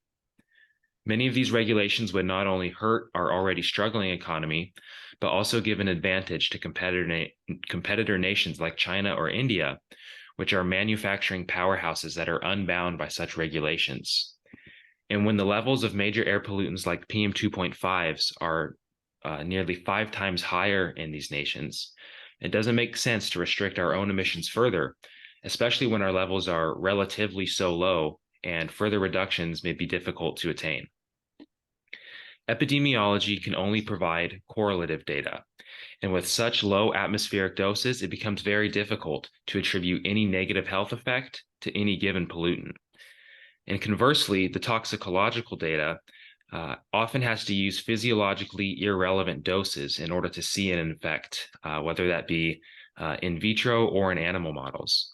And so it often lacks translatability due to being performed not in humans. So taking these things together, claims suggesting a measurable or causal health effect of PM 2.5s at their current atmospheric levels ought to be examined with great scrutiny. Therefore, the board ought to carefully consider the following in discussion of adopting the SIP. Do these chemicals have a measurable and/or causal effect on human health at their current levels? If so, can the proposed regulations lower and below this threshold? And if so, is the planned regulatory action a worthwhile setback to our industry, given the disregard of such environmental regulations in competing manufacturing nations? Thank you so much for the opportunity to speak. Thank you very much, Samuel. Okay, we have next Connie Young. Yeah, this is Connie Young regarding Lucy moving the football and even the goalposts. As a Valley resident and a retired registered nurse, I am really grateful that there are people in Washington, D.C. that are raising air quality standards based on evolving science. So I'm grateful that they're concerned about our welfare, and I thank those of you who are working on it here and trying to attain those standards or achieve those standards.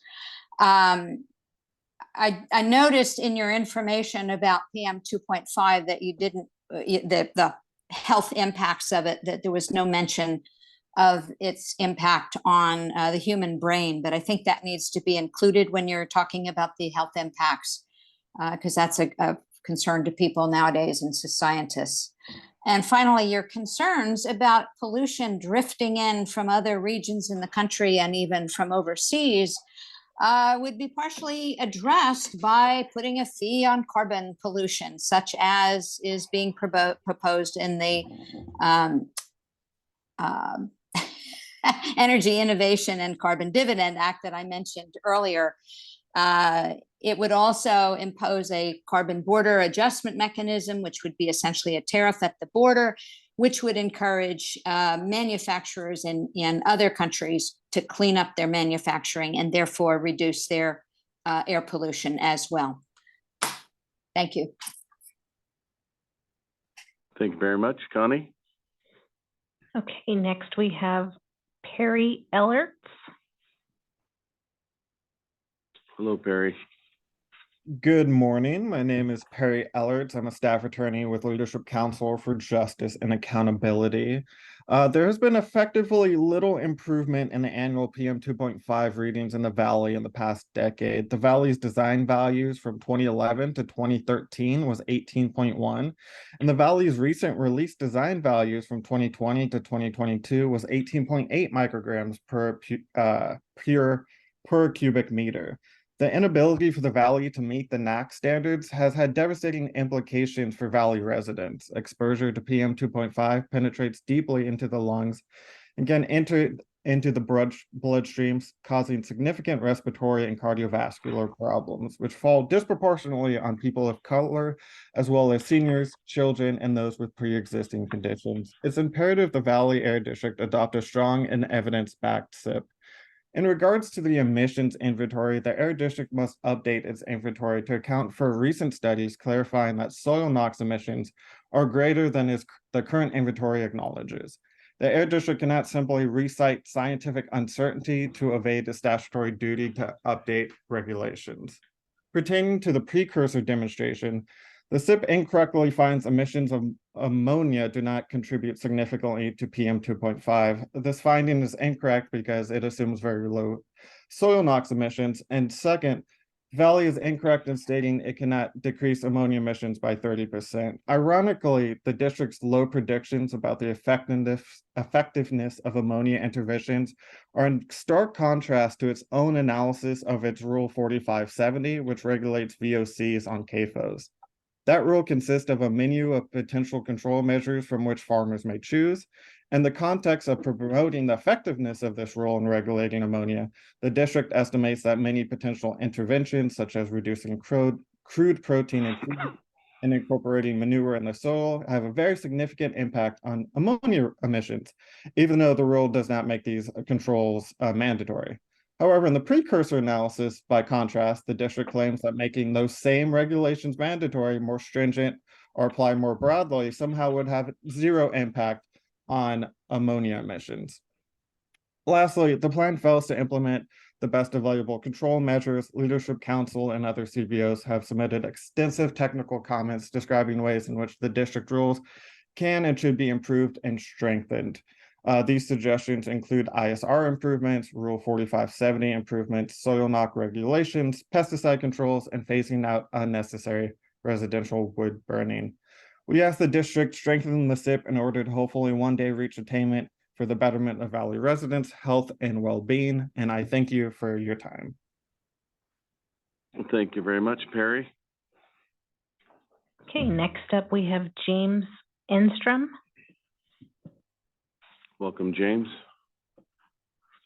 Hello, thank you very much for allowing me to speak. I'm calling from Los Angeles. My name is Dr. James Enstrom. I'm an accomplished epidemiologist with a long career as a research professor at UCLA. Since 2005, I've published peer-reviewed evidence that challenges the validity of the EPA PM 2.5 NAAQS. I have shown that the evidence regarding PM 2.5 is different in California than it is nationwide, and that there are essentially no adverse health effects at the current levels of PM 2.5 in California. And on September 14th of 2018, I submitted a 73-page public comment to your agency, and it was sent to Samir.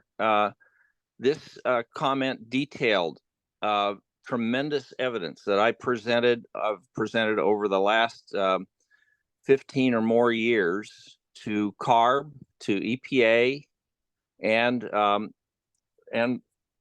to your agency occasionally. It's not easy for someone from Los Angeles to follow what's going on in the San Joaquin Valley, but this is extremely important. And I am extremely proud of Samuel Delk, who's a doctoral student at UCLA, who commented earlier. It's necessary for you to obtain a full understanding of the science and get opinions from those who disagree with EPA and CARB. And I'm particularly impressed by the board members who have raised significant issues here. The board members, Robinson, Mendez, and Rickman, have all raised important points. And you're also omitting specific factors in California. It's known as the Hispanic paradox. The Hispanics in California are actually extremely healthy, unlike what you would be generally told. And so what I'm proposing is you delay approval of this this item until I have a chance to speak to Jonathan Clausen, who was not involved with air pollution science in 2018 when I submitted my comment.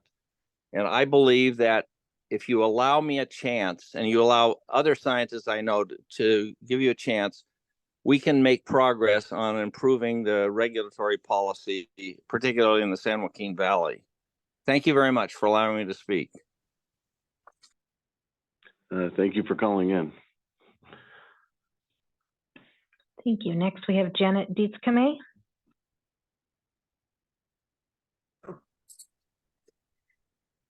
The real driver for pollution control is the effects the San Joaquin Valley people breathing San Joaquin Valley air, the results that happen to many of us who have asthma and respiratory diseases.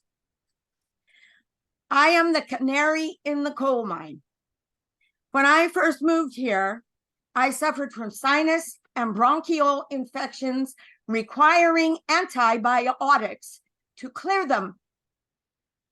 Since I have learned about the air quality in this valley and how to protect myself by staying in the house, I have managed to avoid sinus and bronchial infections.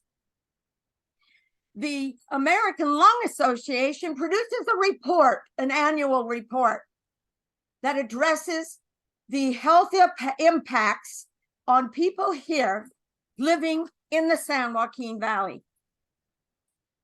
During inversion months, there are days I can't even go out.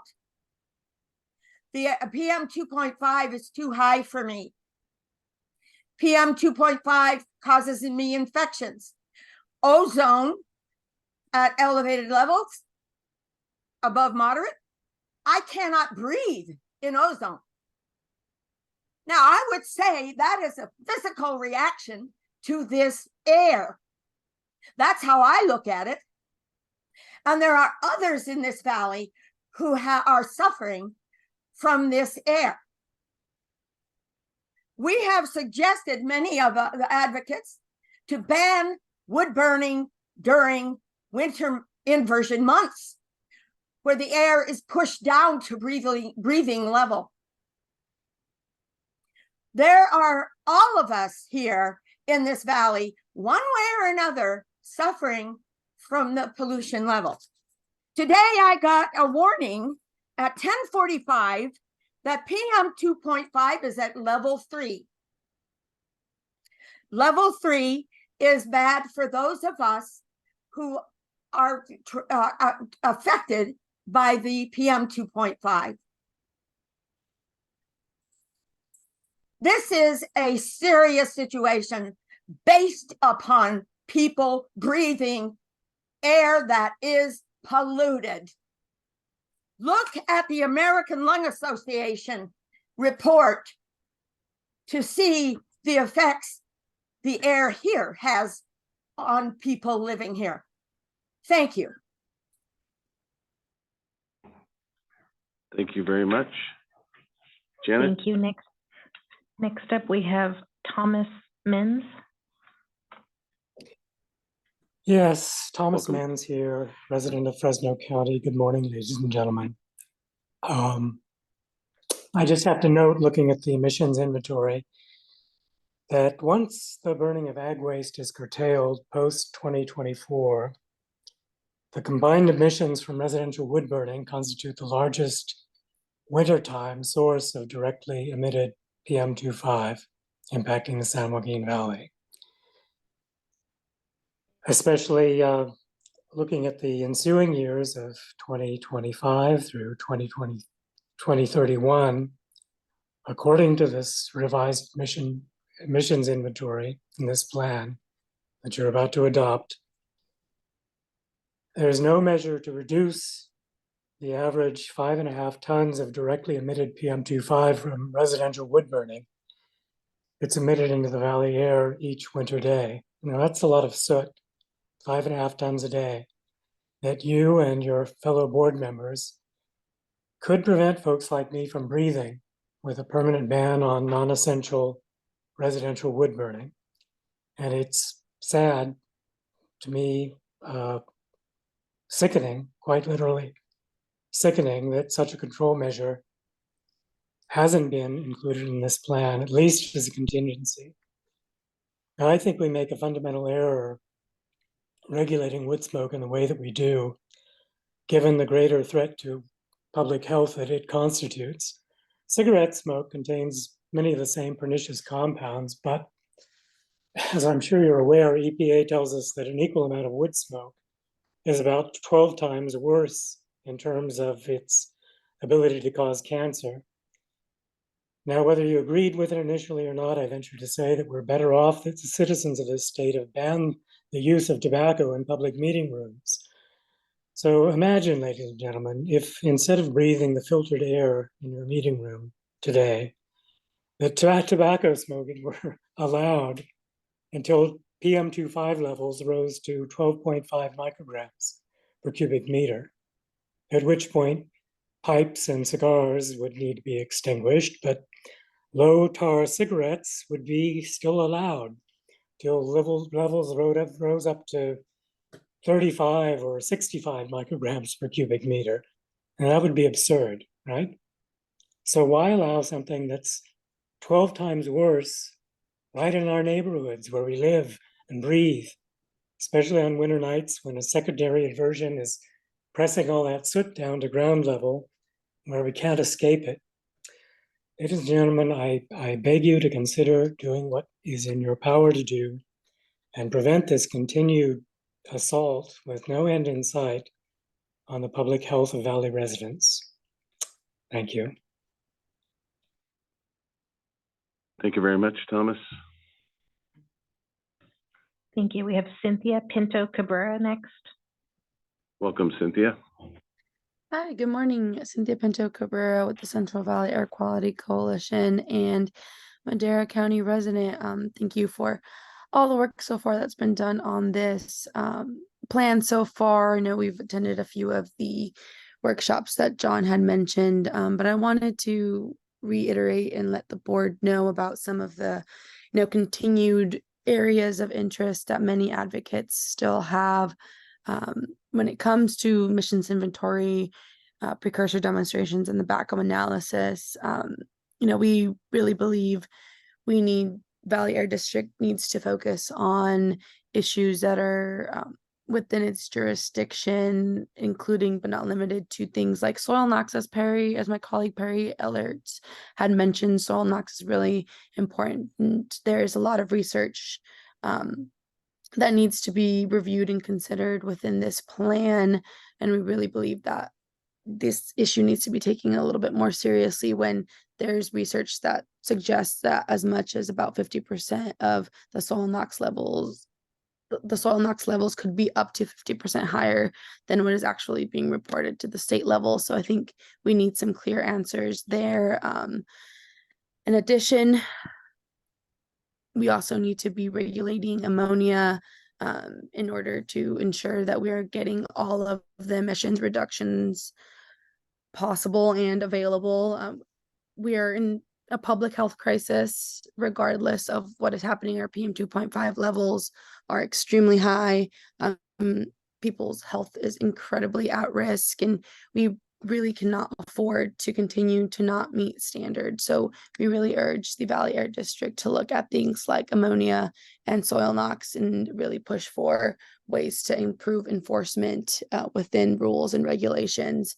So really appreciate the time and hope you all consider this. Thank you. Thank you, Cynthia. We have no further online comments. All right. I also want to acknowledge there was one other correspondence comment that we had received from Ronald Steen. It's in your packet. So coming back, Samir, and I'm going to encourage you to continue to discuss with these folks. I heard lots of comments, more comments than we normally hear on a subject. We'll always continue to try and refine as we move forward. Yeah. So I'll bring it back to the board. This is an action item.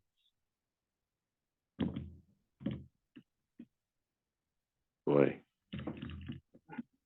Dr. Sheriffs, I'd like to move that we adopt,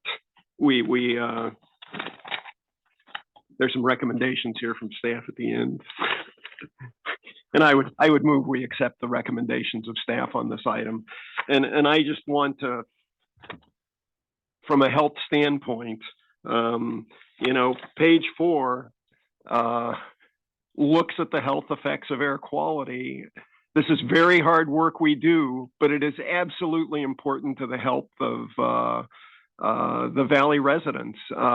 Looking at the wall, the major reductions in pollution, if we look back at 1990, if you lived at that air pollution level, there are excellent peer-reviewed studies, a number of them. You would shorten your life expectancy by 2 years if you lived with that level of pollution your entire life. That is a huge impact we've made. And it's a big challenge, these changing standards, but that's because the science gets better. That's because it becomes more refined. One of the commenters talked about brain health. Well, you look at the most obvious effects that we know in terms of heart, lungs, health outcomes, health effects. We learn these other things as we gain better data and understand better what's going on. And as a doctor working particularly with a geriatric population, brain health becomes more important. And we are finding out the health effects of air pollution are more important in that arena as well. So this is very hard work that we do. We need to continue doing it absolutely for the health of the Valley. So I thank my board members for all the work that they do and struggling with these issues, and really appreciate the public comments because that does help us refine our work. But again, would move we adopt the recommendations from staff. And that is why we have a medical doctor on the board. Right there. Good comments, Dr. Sheriff. Do we have a second?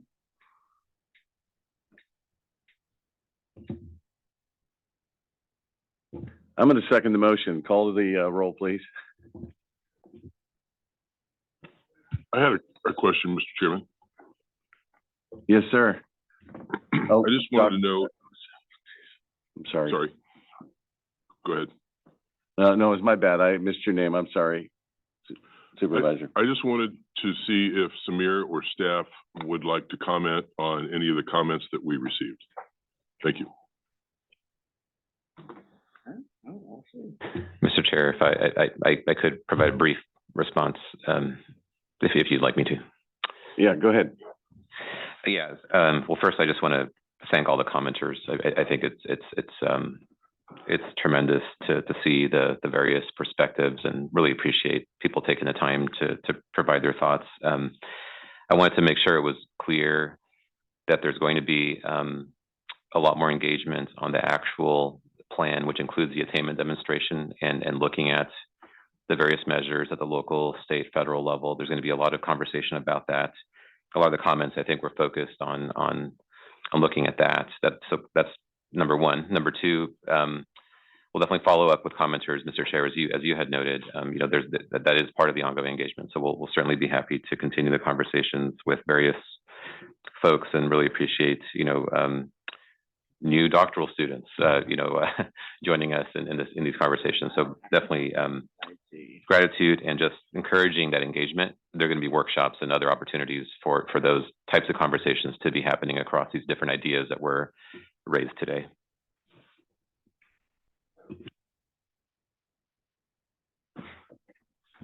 Thank you very much. Okay, I'll call the roll. Mr. Couch? Yes. Ms. Escutia Brayton? Aye. Ms. Lewis? A reserved aye. Mr. McCauley? Yes. Mr. Mendez? Yes. Dr. Pacheco Warner? Yes. Mr. Pereira?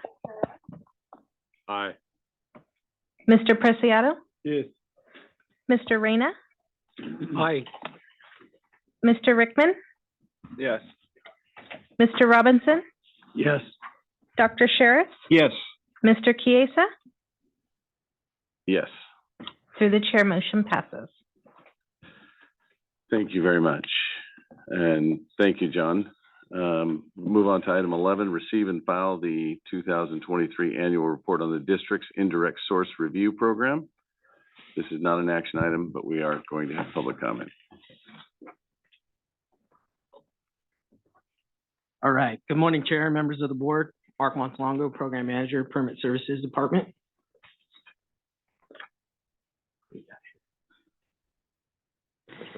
Yeah. Mr. Chair, just board members, I think I've failed in my duty to recognize and introduce Mark, who he's given his presentation to the board. So I just wanted to note that he's doing a lot of great work in his department, and just turn it back to you, Mark, for your first presentation. Thanks, Mayor. Looking forward to hearing from you. All right. The district's indirect source review rule, or ISR rule, was first in the nation rule on indirect sources. Indirect sources are development projects that attract new mobile source emissions, such as commuting, truck fleets, and off-road equipment from construction activities. Implementation of this rule began in 2006. The goal of this rule is to mitigate growth in emissions of NOx and PM10 from development projects, both construction-related and ongoing operational-related emissions, the bulk of which are from mobile sources. The rule promotes the use of clean air features, but if required reductions are not achieved through these on-site measures, developers are subject to off-site fees for the remaining amounts of required emission reductions. For these reasons, on-site measures are definitely preferred over off-site fees. All off-site mitigation fees collected by the district are used to fund clean air emission reduction projects in the valley. This slide contains a summary of the ISR rule applicability. One applicability mechanism is based on the land use approval process from a public agency, along with project sizes. If the approval process With the public agency as discretionary, the thresholds identified on the slide under the first bullet are what's used to determine if the project is subject to the rule. For example, a development project with 50 or more residential units or a warehouse 25,000 square feet or more would be subject to ISR. Another applicability mechanism is for large projects. For these, if the project exceeds certain size thresholds, the project is subject to ISR, regardless of the public agency process. The applicability mechanism was added in a 2017 amendment to the ISR rule. There's also a third applicability category under the rule, which is for transportation and transit related projects. The rule breaks project emissions into two categories: construction emissions and operational emissions, with reduction requirements for each category. For emissions related to construction, which focus on tailpipe emissions from off-road equipment, the requirements are to reduce NOx and PM10 by 20% and 45% respectively, when compared to the California fleet average for the same type of equipment. For operational emissions, which are based on the 10-year period, the rule requires reductions in NOx and PM10 by 33% and 50% respectively when compared to the unmitigated emissions. As mentioned, emission reductions through project clean air design elements are part of the ISR program. Through the application process, the district provides a list of air quality improvement measures that developers can implement to reduce emissions from the project site. Since the majority of emissions from development projects are from mobile sources, much of the focus is on utilizing clean construction equipment, clean operating fleets, and reducing vehicle miles traveled. Developers also implement other measures such as those related to energy efficiencies and zero emission infrastructure. Solar panel systems and electric vehicle charging stations are two such examples.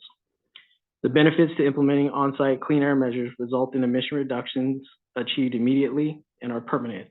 Those reductions directly benefit the local community and reduces or eliminates the need for developers to pay off-site emission reduction fees. After all the on-site clean air measures are identified and taken into account, developers are subject to mitigation fees to cover the remaining emission reduction requirements under the rule. The funds received are reinvested into the valley through the district's grants and incentive programs to reduce air pollution in the valley, which consist of those listed on this slide here. For example, replacing old trucks with new low emission trucks. As far as this year's activities, we received 360 ISR project applications. Through the assessment of ISR applications, the emission reductions total over 2,700 tons from the use of on-site clean air project design elements and over 2,500 tons from off-site mitigation fees. During this reporting period, the district collected $12.2 million, which includes approximately $7.2 million from ISR funds and $5 million from VERA funds. Since 2006, the district has taken numerous measures to outreach and assist with ISR compliance. The district has held public workshops, outreach meetings with numerous cities and counties and school districts, held training on various specifics of the program, and held follow-up educational workshops with agencies and stakeholders since ISR began in 2006. In addition, throughout our California Environmental Quality Act work as a commenting agency on development projects, we sent out hundreds of letters per year to agencies in the valley to inform them and the developer of ISR applicability, its requirements, and available resources on a project-by-project basis. Since initial implementation began in 2006, over 20,000 tons of emissions have been reduced via on-site clean air design elements that directly benefit local communities. And through off-site mitigation fees, over $162 million has been invested in over 15,000 clean air projects, which has resulted in over 18,000 tons of total emission reductions in the valley. To assist agencies and developers with project design elements, as well as the overall ISR implementation, education, and sharing resources on the ISR program, this is our landing page on the district website here. It contains an overview of the program, but also has numerous references to documents and links stakeholders can utilize. It includes shortcuts to rules, an FAQ, brochure, list of clean air measures, application forms, emission calculations and tools, and our annual reports. As with many of our programs, the district is continuously seeking to further enhance the ISR rule and its requirements. Along those lines, one related development has been the adoption of South Coast AQMD's warehouse ISR rule a couple of years ago, which focuses on mobile source emissions from warehouses greater than 100,000 square feet. The South Coast approach with their rule is similar to the district's rule in that it requires clean air design elements to reduce NOx and particulate emissions, and then a mitigation fee payment as needed to achieve remaining rule requirements. It differs in a couple of ways. For example, the district's ISR rule applies to new construction and operational emissions from various development types. For example, residential, commercial, warehouse, and other non-residential developments. Another key development is that South Coast rule is currently under litigation due to a lawsuit filed by the California Trucking Association and Airlines for America, challenging the legality of the rule, including its applicability to existing warehouses. More recently, EPA proposed approval of South Coast's rule, but said the decision in the pending litigation may shape their final rule action. As such, the district will continue to monitor and keep an eye on the lawsuit, as that outcome may play into potential future ISR amendments to the extent allowed and authority given under state and federal regulation, as well as case law. Over the years, the district has had significant success in achieving emission reductions under ISR, including reductions achieved through off-site mitigation fees as described earlier. Since 2008, the collection rate to mitigate emissions has been $9,350 per ton of NOx and $9,011 per ton of PM10, and that's still the same rate today. Consistent with the direction of your board, the evaluation of both of these fees will be critical to ensuring the dollars collected by the district in the future are sufficient to achieve and administer the required emission reductions under ISR. In addition, the cost of emission reductions through the funding of clean air projects has been steadily on the rise. And as more clean alternative technologies become available, the cost effectiveness is expected to continue to increase. As a point of reference, over the last few years, the cost effectiveness for ISR has been $26,285 per ton, while the minimum cost effectiveness per ton under the state's Carl Moyer program is now approximately $34,000 per ton. To cover the district's cost of administering these funds, developers pay an administrative fee equal to 4% of the required offsite mitigation fee. These administrative fees have been in place and remained at 4% since the rule's initial adoption, and is lower than the other grant programs that the district and other air districts administer, as the administrative fees range from 6.25% to 15%. This concludes my presentation, and I'll pass it back to the chair. Thank you. Great job, Mark. And that's a good, good description. And ISR, I should ring a bell every time we use the acronyms without first saying indirect source review. So just for the listening public, so we appreciate you being here in Modesto. Are there any questions from the board? Mark? Dr. Sheriffs? Thank you. Mark, thank you. Good job. Keep presenting. We're looking forward to hearing more from you, whether it's the ISR or anything else. A couple of questions. Well, the ISR, boy, an amazing program. It's gone on. I mean, it's another example of district innovation. I mean, it's gone on since 2006. It addresses an important area of pollution. It's stood the test of time, and I think a couple of court challenges.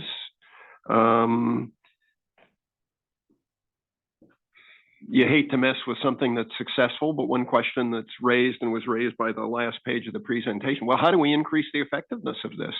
Are there ways to get even further benefits from this? We see the South Coast looking and seeing how good this program has been and trying to adopt something similar for their needs. A couple obvious places in the presentation for increasing effectiveness would be extend the reach of the program. You know, we cut off at 50 units and various levels, and whether sometime in the future we should be considering lowering some of those. And then the other issue is the fees, and that's kind of a glaring issue because fees haven't changed, expenses have gone up, administrative costs have gone up, and so are the two questions. One, well, at some point, looks like we need to consider those issues. And the other is, are there other areas that we could increase the effectiveness of the program? Are there places that we could benefit the air quality through this program? I'll take a quick stab, Dr. Sheriff, the chair, just a quick response on that. First of all, the program as it currently stands, and I think Mark alluded to this during the presentation, is a continually evolving program, even within its current implementation. What I mean by that is, as passenger vehicle fleets clean up over time, as heavy duty truck requirements, you heard earlier, for example, about the truck and bus regulation, as those fleets clean up over time, the rule continues to look at a project's emissions and continues to demand more. It continues to demand whatever that project is, even with new, to continue, and so what that means is, and also as new measures develop over time, as we actually continue integrating cleaner measures into our list and quantifying and seeing if there's ways to encourage that. So there's a dimension of the program that is well, the rule itself is the rule. There's like a continually evolving nature of the implementation. And just to remind the board, when we developed the thresholds of applicability, which have been changed, there's an amendment along the way, at least one that I'm trying to recall if there were two, but we've looked at those levels, and they're kind of based on looking at the emissions from different size projects and kind of having, I don't want to call de minimis, probably the wrong word, but basically we're looking at, there's a goal of trying to get to, and they're pretty low levels, by the way, for these projects. The emissions from these different levels in there, it was pretty stringent. But there's been conversations about that in the past as well. I think to answer your broader question, I think as you think about the various fleet requirements, as you think about whatever comes out of the court case, coming out of the South Coast regulatory effort, at some point, I think there will be a conversation around, where this rule is from different dimensions of it. There's hopefully what you see over time, and what we have seen is the emissions do become lesser and lesser from a particular project because of where the mobile source fleet goes, but it is getting a lot more expensive to also fund projects. And that's something that, that Mark talked a little bit about. So we will be coming back to the board, to talk about some of those issues and to look at it. There's multifaceted issues here in terms of, and in the role that this plays when it comes to land use and development, and the city and county representatives on the board, obviously live in that world as well in terms of, how this fits into like a broader picture. And so that definitely a good opportunity, I would say, in the near future to have some more conversation about this rule. Just wanted to validate, I think, that point. Can I ask you, Samir, how close do we believe the court ruling? Is it imminent, or is this something that is just going to lag out there? I got to the mic before Annette, but feel free to correct me if I'm wrong. But basically, the case has been argued, I think, as of April, I believe, of this year. So it's been about 6 months, and I think obviously there's a lot of caseload. There are different courts, but I would think that there would be a ruling in the not distant future. And Annette's, I think, nodding. So if you could let me know if I've got that right. Yeah, I would agree with that. The case has been fully argued and briefed, and I checked the court docket on that case just earlier this week, and it looks like there may be an imminent ruling, but the court can just kind of operate on its own timeline. So there is a trial date that is relatively soon, so I think the court has some incentive to try to get a decision out there soon, so that the parties can know whether or not they have to prepare for trial. Thank you. All right, I see no other questions. We are going to go out for public comment. Okay, thank you. Are there any public comments in Bakersfield? No public comment in Bakersfield. Thank you. Any public comment in Modesto? No public comment in Modesto. Thank you. Are there any members of the public in Fresno that would like to comment on this? Seeing none in person, I do have some online. Perry Ellerts is our first. Good Welcome morning. back, Perry. Good morning again. Perry Ellert, staff attorney with Leadership Council for Justice and Accountability. I thank Mark and staff for this report and update. It's very helpful, and this is such an important, vital tool for the Valley that reduces emissions.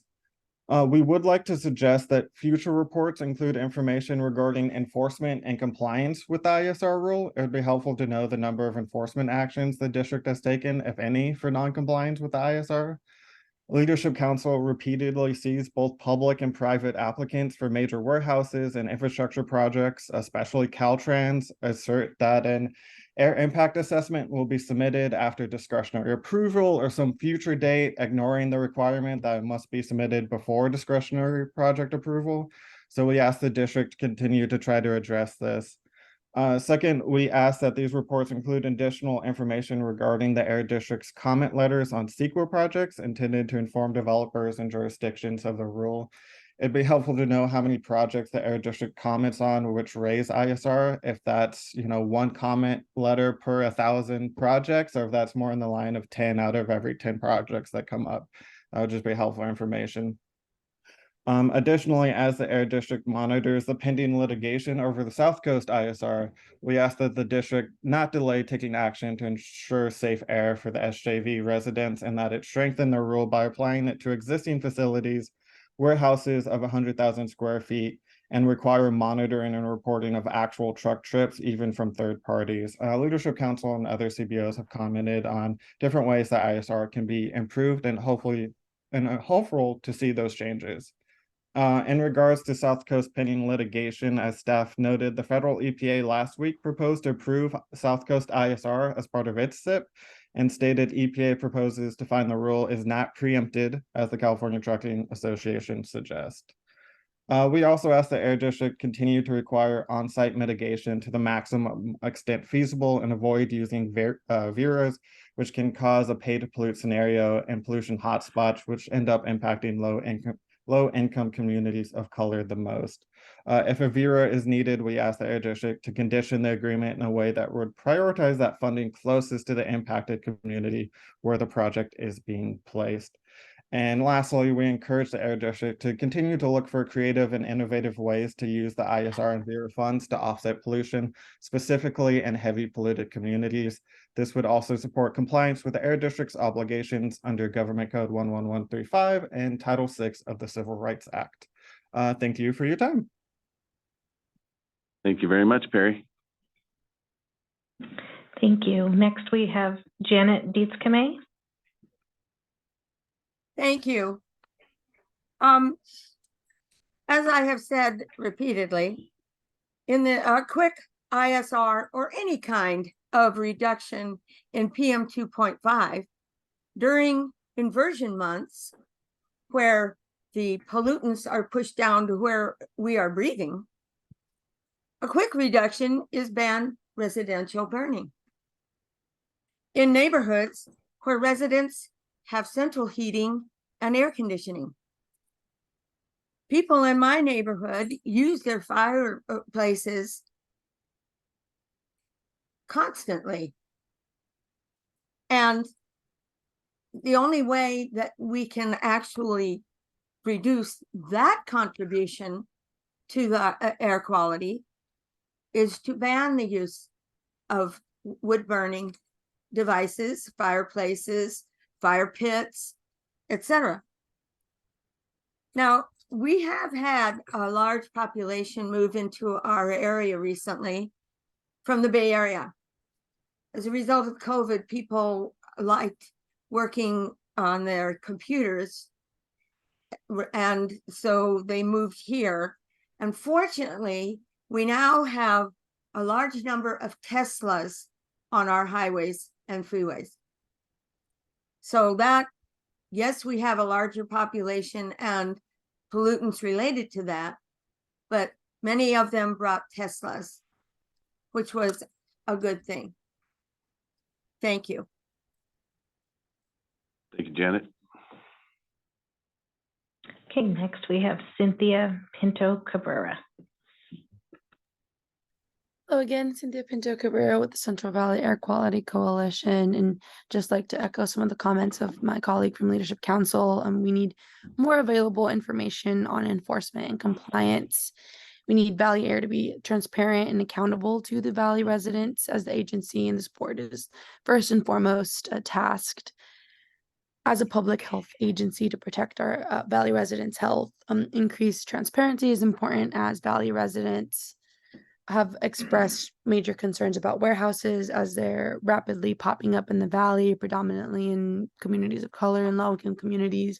These details are very important, as many Valley residents have expressed their concerns with these facilities, particularly when it comes to increased truck traffic in their communities, which leads to not only concerns for our health, but also just general safety for having these trucks driving through our communities. Additionally, these community concerns, with these community concerns, we'd also like to support the recommendations for increased monitoring and truck trip reporting to improve the rule. And again, we've submitted various letters in the past and happy to reshare those recommendations. But overall, we need to improve enforcement and mitigation of this rule, and agree that any funding that is going to be used, any VERA funding that's going to be used for these facilities, be used to directly mitigate the impacts of communities that they're experiencing as a result of the nearby facility. So we hope you take these recommendations, and look forward to continue working on this rule. Thank you. Thank you very much, Cynthia. Okay, there's no further online comments. All right, this is not an action item, so that will be it. I appreciate everyone's input. We're going to move on to item 12. Thank you, Mark, by the way. Good job. Move on to item 12, appoint an ad hoc governing board subcommittee to nominate candidates for the 2024 governing board chair and vice chair. I think we need 2 from each region, and it's the same makeup of the board. 3 supervisors, 1 from each region, 2 city council, and 1 publicly appointed member to serve.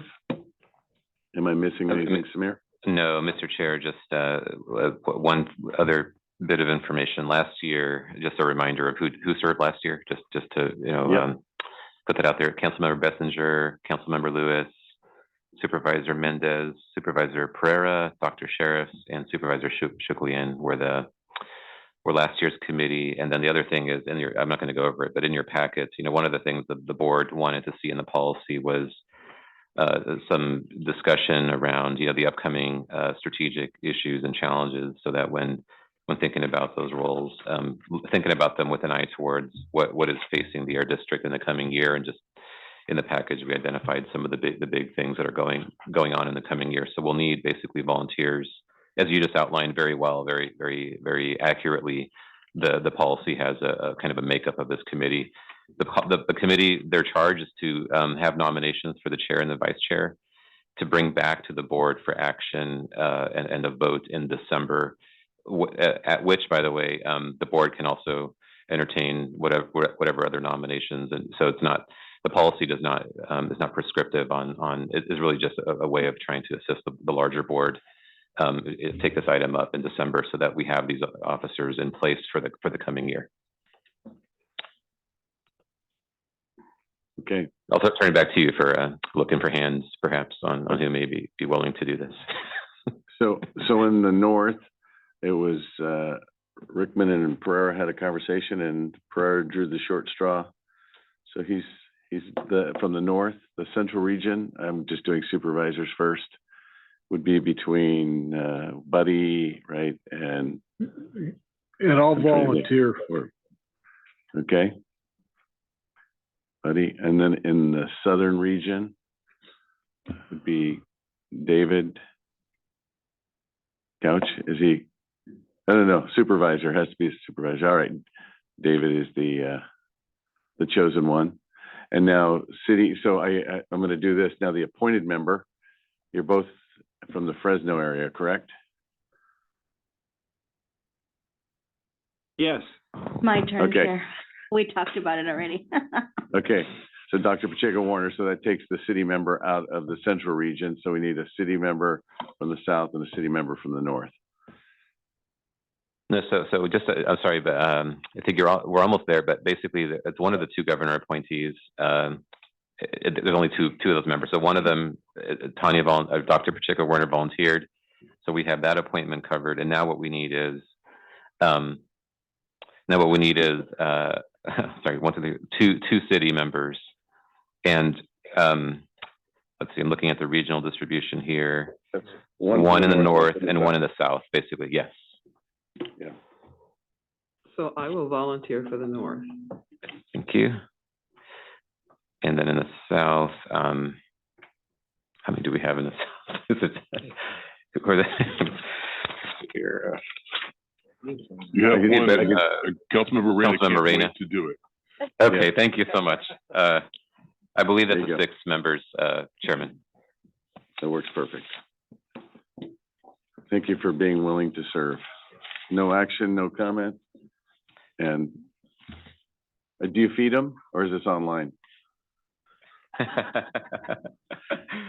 We will arrange it at the pleasure of the subcommittee. Okay, thank you all. On to item 13, a verbal report on the CARB, California Resources Board activities. Dr. Pacheco Werner. Thank you. I wanted to let everyone know that there are 2 things coming up that would be very helpful if there is Valley participation and input. So there's going to be an executive officer hearing on the proposed amendments to the heavy duty engine and vehicle omnibus regulation tomorrow. It's at 10 a.m. and there is a Zoom option. And so you can just kind of, I think, in the website, or you can just try to Google that and it'll give you the details on how to register. This is those those amendments that we've given the executive officer the power to make some of those amendments, and so we will be calling for public comment tomorrow on that. And then in addition, there's a public workshop next Tuesday, because as was mentioned a lot today, we do need those mobile source reductions, and so when there are flexibilities as needed, there is going to be more pollution from some of these legacy engines, and so there is a workshop on how to pretty much how to offset those emissions in projects in communities like most communities in the San Joaquin Valley. So I think that would be a really great opportunity to provide some of the input and ideas that were mentioned today. So that's all I have. Thank you. Thank you, Dr. Pacheco Werner. On to the Executive Director report. Thank you very much. Just a couple of quick things here.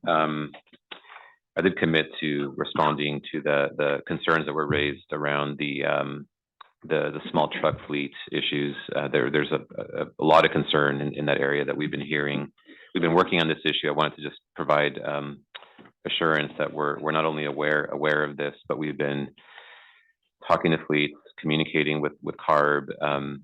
It's very difficult to fund these fleets just because of where the rule is and the way the guidelines work. And so one of the things that I wanted to offer, and just a thought, was that we really engage CARB again on this topic, but also see if there's an opportunity within the upcoming funding cycle to see if there's a way to provide some funding to assist these folks get into compliant trucks. The issue is that all the funding streams don't work anymore for any of these fleets, just because of the way the guidelines and the funds are set up today. And so it's a very difficult situation for those fleets, and I'm happy to continue engaging on that. I've asked for more information, from the end user side of it, but also from the state to help us understand this issue, because I think, it's a state rule. We don't actually have full access to fully understand the scope of what's going on, but we do know it's a major problem. We can definitely continue supporting those efforts. And ultimately, the issue here is we're not potentially going to realize the emissions benefit of the rule because it's very difficult, say, to get into those compliant trucks. There could be food security issues because you may have issues moving, product from field to processor to other steps along the food supply chain. And so there's some major problems that not addressing this issue, in addition to obviously the quality of life, the very real impact to our disadvantaged and rural communities of having to deal with impacts to livelihood and inability to continue moving forward. So we're very aware of those issues. We've been having conversations about this and are going to continue pursuing some sorts of solutions from not only CARB, but even just talking to other state policymakers and officials to see what could be done about that. So I want to just provide that assurance and look forward to working with those that are being impacted by that. The governing board study session, as a reminder, is coming up on November 29th and 30th. So that's for the public and for the board. Hopefully everybody can make it to that meeting. There's going to be, along with that meeting, a clean agricultural equipment showcase and basically a showcasing of the ongoing work that's going on to continue working with agriculture to deploy new technology, reduce pollution, and do it in partnership with Valley Agriculture, so that those details are forthcoming. But basically, that'll be another aspect of the related but not part of the board meeting that's coming up on November 29th and 30th. Wanted to note that we relaunched the Drive Clean and the San Joaquin Vehicle Replacement Program on Monday. Just wanted to note that we're doing outreach and basically going through the valley, cycling through the valley and doing outreach, actually doing in-person events at pizza places and things like that, trying to get the word out to residents to help them access that funding. There's new state funding that we're able to deploy with that program. The Winter Residential Wood Smoke Reduction Program begins on November 1st. So that's when we call the curtailments, and we also have a lot of outreach on the grants and doing education with that.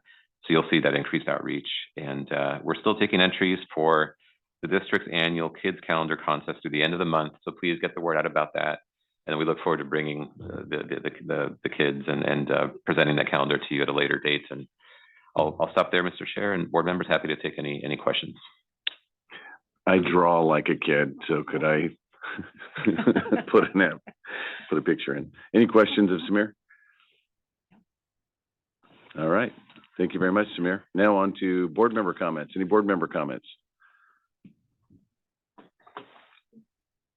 Seeing none. Oh, here's a board member comment. Look at that. Wow, I'm surprised. But I'll go ahead and take this opportunity. Thank you, Chair. I was invited to and met with the Manufacturers Council of Central Valley last week. It was a wonderful opportunity to have a meet and greet with this group. This group was pretty impressive to me. It collectively, its board members represented thousands of Central Valley jobs. They represented hundreds of businesses and warehouses. So collectively, their business imprint is enormous. And collectively, they represented hundreds of